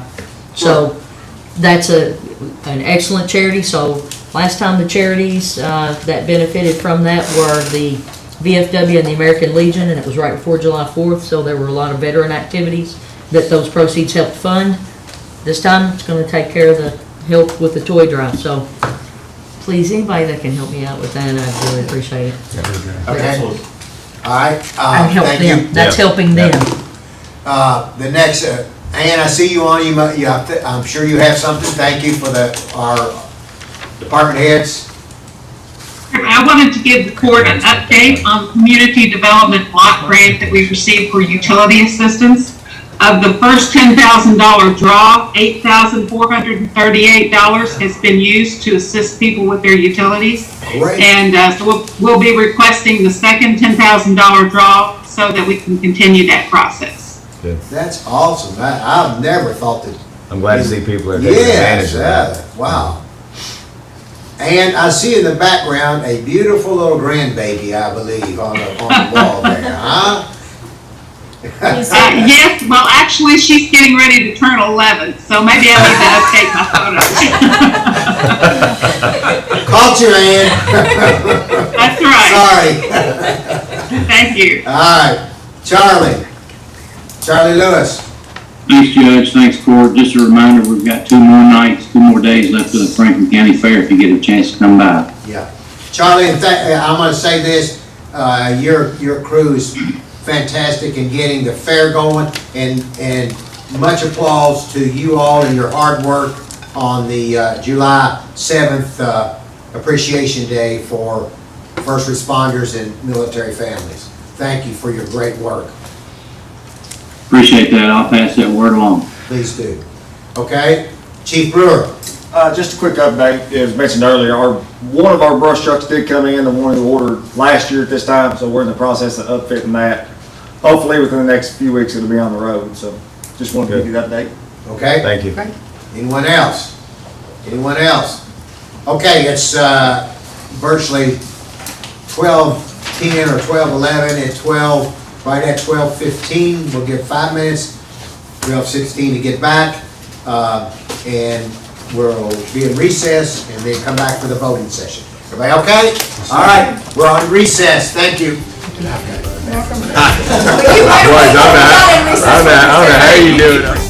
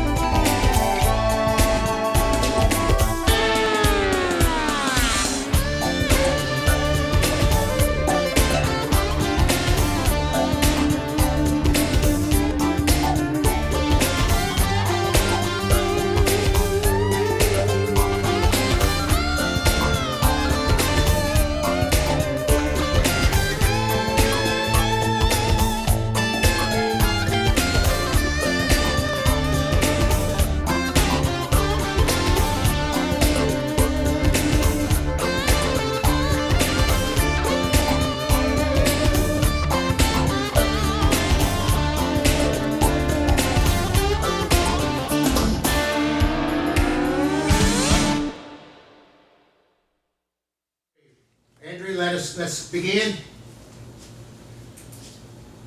Everybody ready? I think we're still on mute. Cameron, can you get us off mute or land? You're good, Judge. You're good. Oh, you're good? Okay. All right. Good afternoon, everyone. This is the Franklin County Fiscal Court video teleconference meeting for July 22nd, 2022. This is our voting session. Clerk, call the roll. Squire Sebastian. Here. Squire Blackburn. Present. Squire Muller. Present. Squire Tracy. Here. Squire Booth. Present. Squire Moore. Here. Judge Wells. Here. The first item on the agenda is authorization for approval of minutes from our special meeting of June 27th, 2022. So moved. Second. Call the roll. Squire Sebastian. Yes. Squire Blackburn. Yes. Squire Muller. Yes. Squire Tracy. Yes. Squire Booth. Yes. Squire Moore. Yes, we need to do the pledge. We did that We in did the the work pledge. session. You were still sleeping, Squire. Yeah, you were. Mark got on, okay. Okay, you're a yes, and Judge Wells. Yes. The next item is authorization for approval of minutes from our special meeting of June 29th, 2022. So moved. Second. Call the roll. Squire Sebastian. Yes. Squire Blackburn. Yes. Squire Muller. Yes. Squire Tracy. Yes. Squire Booth. Yes. Squire Moore. Yeah. Judge Wells. Yes. Next item is authorization for approval of minutes from our regular meeting of June 30th, 2022. So moved. Second. Call the roll. Squire Sebastian. Yes. Squire Blackburn. Yes. Squire Muller. Yes. Squire Tracy. Yes. Squire Booth. Yes. Squire Moore. Yeah. Judge Wells. Yes. Next item is authorization to approve the county clerk's amended 2022 annual order setting maximum amount for deputies and assistants. So moved. Second. Call the roll. Squire Sebastian. Yes. Squire Blackburn. Yes. Squire Muller. Yes. Squire Tracy. Yes. Squire Booth. Yes. Squire Moore. Yes. Judge Wells. Yes. Next item is authorization to receive the report of the auditor of public accountants agreed upon procedures engagement of the Franklin County Sheriff for the period January 1st, 2021 through December 31st, 2021. So moved. Second. Call the roll. Who was my That second? doesn't matter. Okay. Squire Sebastian. Yes. Squire Blackburn. Yes. Squire Muller. Want to thank Sheriff's Department for an excellent job again this year. Yes. Squire Tracy. Yes. Squire Booth. Yes. Squire Moore. Yes. Judge Wells. Yes. Next item is authorization to declare a duty weapon as surplus for the purpose of purchase for a retiring deputy sheriff, Shane Weber. So moved. Second. Call the roll. Squire Sebastian. Yes. Squire Blackburn. Yes. Squire Muller. Yes. Squire Tracy. I'd like to thank Deputy Weber for his service. Yes. Squire Booth. Thank Deputy Weber for his service too. Yes. Squire Moore. Yes. Judge Wells. Yes, and Shane, you have been a dedicated worker for the Franklin County Fiscal Court and for all the citizens in our community, and you've gone through several different jobs. And you've been outstanding, and we wish you all the best in your retirement. And once again, thank you for your service. The next item is The next item is authorization to declare firearms as surplus for the purpose of trade-in towards No, you new mean firearms. Vehicles. No, So just moved. firearms. Second. Ready. Oh, I Okay, see. we had a Sorry. motion and a second. Call the roll. Squire Sebastian. Yes. Squire Blackburn. Yes. Squire Muller. Yes. Squire Tracy. Yes. Squire Booth. Yes. Squire Moore. Yes. Judge Wells. Yes. Next item is authorization to declare vehicles as surplus for the purpose of trade-in toward new police vehicles. So moved. So Second. moved. All right, did you get that? Okay, call the roll. Squire Sebastian. Yes. Squire Blackburn. Yes. Squire Muller. Yes. Squire Tracy. Squire Booth. Yes. Squire Moore. Yes. Judge Wells. Yes. The next item is the first reading of an ordinance amending the operation of county fiscal court, chapter 30, administrative code, personnel administration, section .055, methods for filing vacancies, or for filling vacancies, pardon me. Section .099, compensation plan, section .100, classification of employees, and add a section for county-issued property to employees of the Franklin County Code of Ordinances. This vote will be taken on August the 12th. The next item, also, this is the first reading And you, should I read that, Tamara? That, and then go to this part? This is the, Oh, that goes to the next one, sorry. okay, I'm sorry. I apologize. This way it's written here is kind of confusing. This is the first reading of an ordinance amending the table of special ordinances, section 1, zoning map changes of the Franklin County Code of Ordinances for a 49.96 acre property identified as PVA map number 082-00-00-016.04, located at 3730 Peaks Mill Road, from Rural Residential District RR to Agricultural District AG. This vote will be on August 12th meeting. The next item, and this, how do you just read it and then say that court? However you all want to do this. Okay, we're going to table this next item, and we're going to request that a video transcript of the Planning Commission meetings of May 12th and June 9th be given to the Fiscal Court members as soon as possible. So the item was authorization to approve a resolution to accept and approve the recommendation of denial related to rezoning of property located at 690 Duncan Road, identified as a portion of tract number 1, 84.058 acres, a portion of PVA map number 087-00-00-031.00, and a portion of tract number 2, 1.331 acres, plus or minus a portion of PVA map number 087-00-00-031.01 from Agricultural District AG to Industrial General District IG. And this has been tabled, and we are asking that the transcripts via video be given to the court. Do you want to take an official vote on that?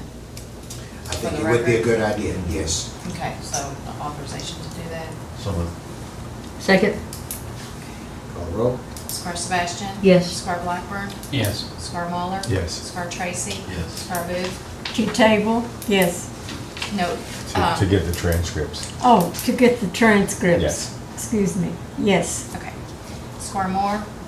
Yes. Judge Wells? Yes. Okay, the next item is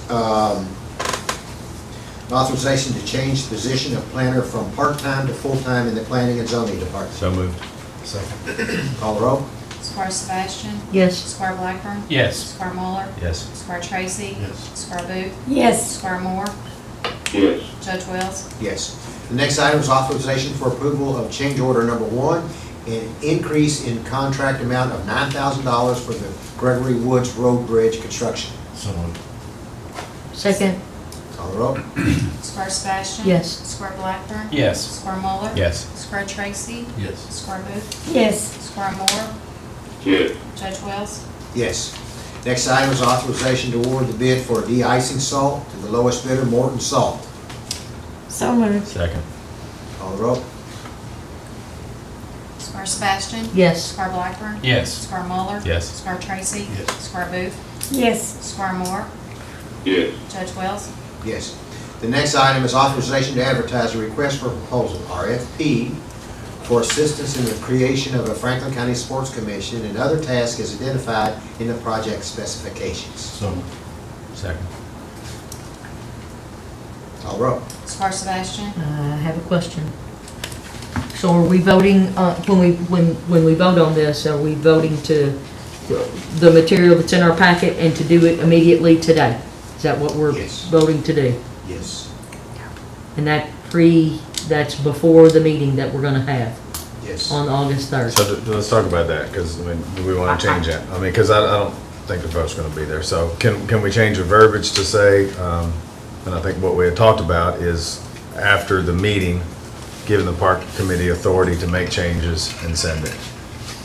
Okay. well, what are we voting on? And Squire Moore wasn't okay with that, so. Well, let's see if we got enough votes. Do we have enough votes for that to That's be from- changed? Yes, sir. No, I'm not to vote for that. Well, hold on, Squire, Counselor Sparks is on. The parties are correct. If you're voting on this agreement, You're not sending it back to the park committee to edit it further to send it all out. You're voting on this agreement. Park committees or general committees of the court have limited but only recommendation power. We've discussed this in other matters. If you approve this to send out in the next 30 days or 90 days or whatever you're going to do, this is your agreement that the court has ruled on. The court can't send matters to committees to make decisions. The court has to make decisions. So I think you're voting on it one way or the other. Yeah, but the committee could make recommendations to bring back to the court. I think that's what was being said, that the committee would make the recommendations to bring back to the court for the August 12th meeting to... I did understand that to be the case, Judge, and if that's the case, that's fine. But then you're not voting on it either way. You're sending it back to committee to evaluate, and you're getting back to the same purpose when it's all said and done. All right. So if you're voting on this agreement, you're voting on this agreement. If you're doing something else to send it to somebody else for further information, you're not voting on those. You're right. The proposal that was on here was to have the park committee make changes and then send it on if there were any changes. I think that's what it was. Can right? I ask a question? Yeah. I don't know who's voting how. Can we vote on this, and if it goes negative, can we bring it back on the 12th after that meeting? Yeah. We need, Why don't we just table it till the 12th? we have a motion on the table. We can But somebody can withdraw the we can motion. withdraw the motion. So, I'd like to see what happens on the 3rd. I want to see this move forward, but I'd like to see what happens on the 3rd. See, Scotty, you To inform made it. the motion. Because it's going to Yep. give them, You withdraw it. you won't. No, because I look at it like, if you agree with the master plan, you voted on the master plan, you accepted the master plan, the groundwork's laid out for what you should do. All this does is just kick it further down the road. It's what it does. The 3rd is going to allow us to put ourselves in a position to ask whatever professionals turn this in. That's going to allow us to come up with detailed questions to ask them. Does that make sense? That's what that's going to do. It's going to give us questions. It's going to give us information that we gather from these groups. No, you're And asking then for a we can ask proposal. them. Right, but we don't have to accept it. Okay, they've got to turn it in. Okay. You know, what happens if we don't get anybody to turn it in? We don't know. So I just think it's for informational purposes is how. well, let's do this. Let's vote on it. And if it passes, okay. And if it doesn't, then we'll bring it back up on the 12th. All right. Is that fair enough? Okay. All right, call the roll. Squire Sebastian. I want to see the plan move forward. I'm going to vote yes. Squire Blackburn. Yes. Squire Muller. Yes. Squire Tracy. Yes. Squire Booth. No. Squire Moore. No. Judge Wells. I'm voting no, but I'm not voting against the plan. I just think we're out in front. I do think that there's a lot of questions that are out there that are unanswered. A lot, as everybody at this table agrees, that we don't know so much. And we don't know what the city's gonna do. We don't know how the process is to be done. I think August the 3rd, when we have this meeting with the city and have the representatives from Paducah who are in the middle of this process, that would be so enlightening on what are the things that we should do. We want to hear from them and then we can move forward. So my vote is not so much against the RFP, but against doing it until we get more information. So that's my vote. So am I. All right, the next item on the agenda, but that does pass though, don't it? Yes. We have 4, so Yes. we're already moving forward. Okay. So the next item on the agenda is authorization to approve a resolution authorizing the county judge to execute an executive memorandum of understanding with the city of Frankfort for the use of the Justice Assistance Grant Funds. So moved. Second. Call the roll. Squire Sebastian. Yes. Squire Blackburn. Yes. Squire Muller. Yes. Squire Tracy. Yes. Squire Booth. Yes. Squire Moore. Yes. Judge Wells. Yes. Next item is authorization to approve a promotion of Jason Brooks to rank of battalion chief. So moved. Second. Call the roll. Squire Sebastian? Yes. Squire Blackburn? Yes. Squire Muller? Yes. Squire Tracy? Yes. Squire Booth? Yes. Squire Moore? Yes. Judge Wells? Yes, and congratulations, Chief Brooks. Next item is authorization to approve a promotion of Garrett Turner to the rank of engineer. So moved. Second. Did I miss one? Do you have Sean Marks? Yes, he's, I apologize, Sean Marks. Okay, but that's your rank of captain.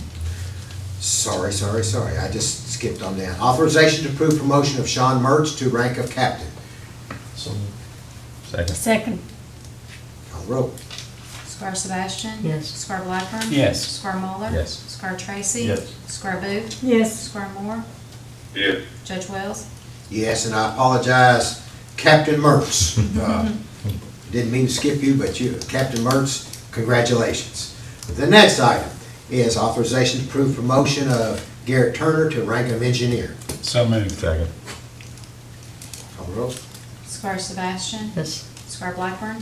I had him in my class years ago, and I watched him progress through school and how he's been on there such a short time and been promoted. I think he's a great asset for our community, and I'm proud to vote yes.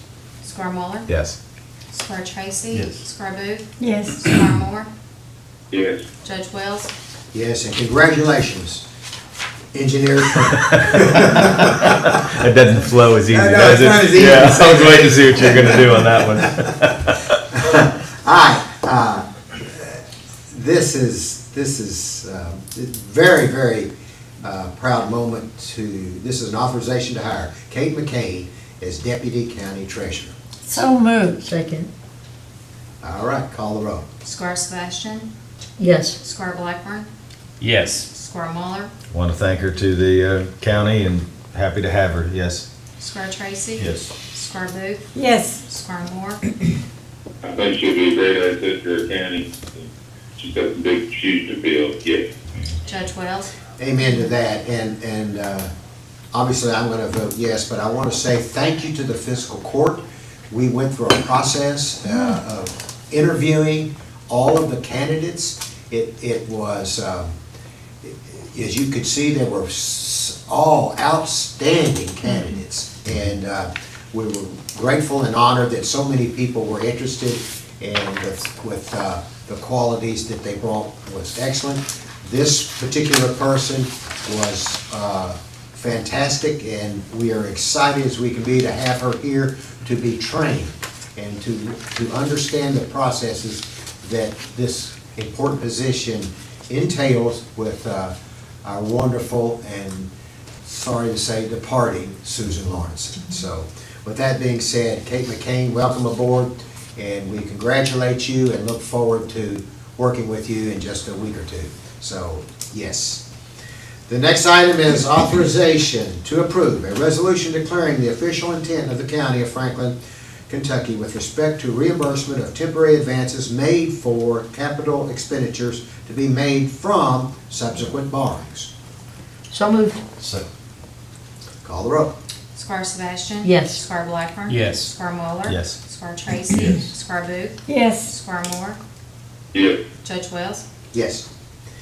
Okay, the next item is authorization to receive the treasurer's fourth quarter fiscal year end financial statement report for the 12 months ending June 30th, 2022. So moved. Second. Second. Call the roll. Squire Sebastian? Yes. Squire Blackburn? Yes. Squire Muller? Yes. Squire Tracy? Yes. Squire Booth? Yes. Squire Moore? Yes. Judge Wells? Yes. Next item is authorization to receive the treasurer's financial statement for fiscal year ending June 30th, 2022. So moved. So moved. Second by Squire Moore. Call the roll. Squire Sebastian? Yes. Squire Blackburn? Yes. Squire Muller? Yes. Squire Tracy? Yes. Squire Booth? Yes. Squire Moore?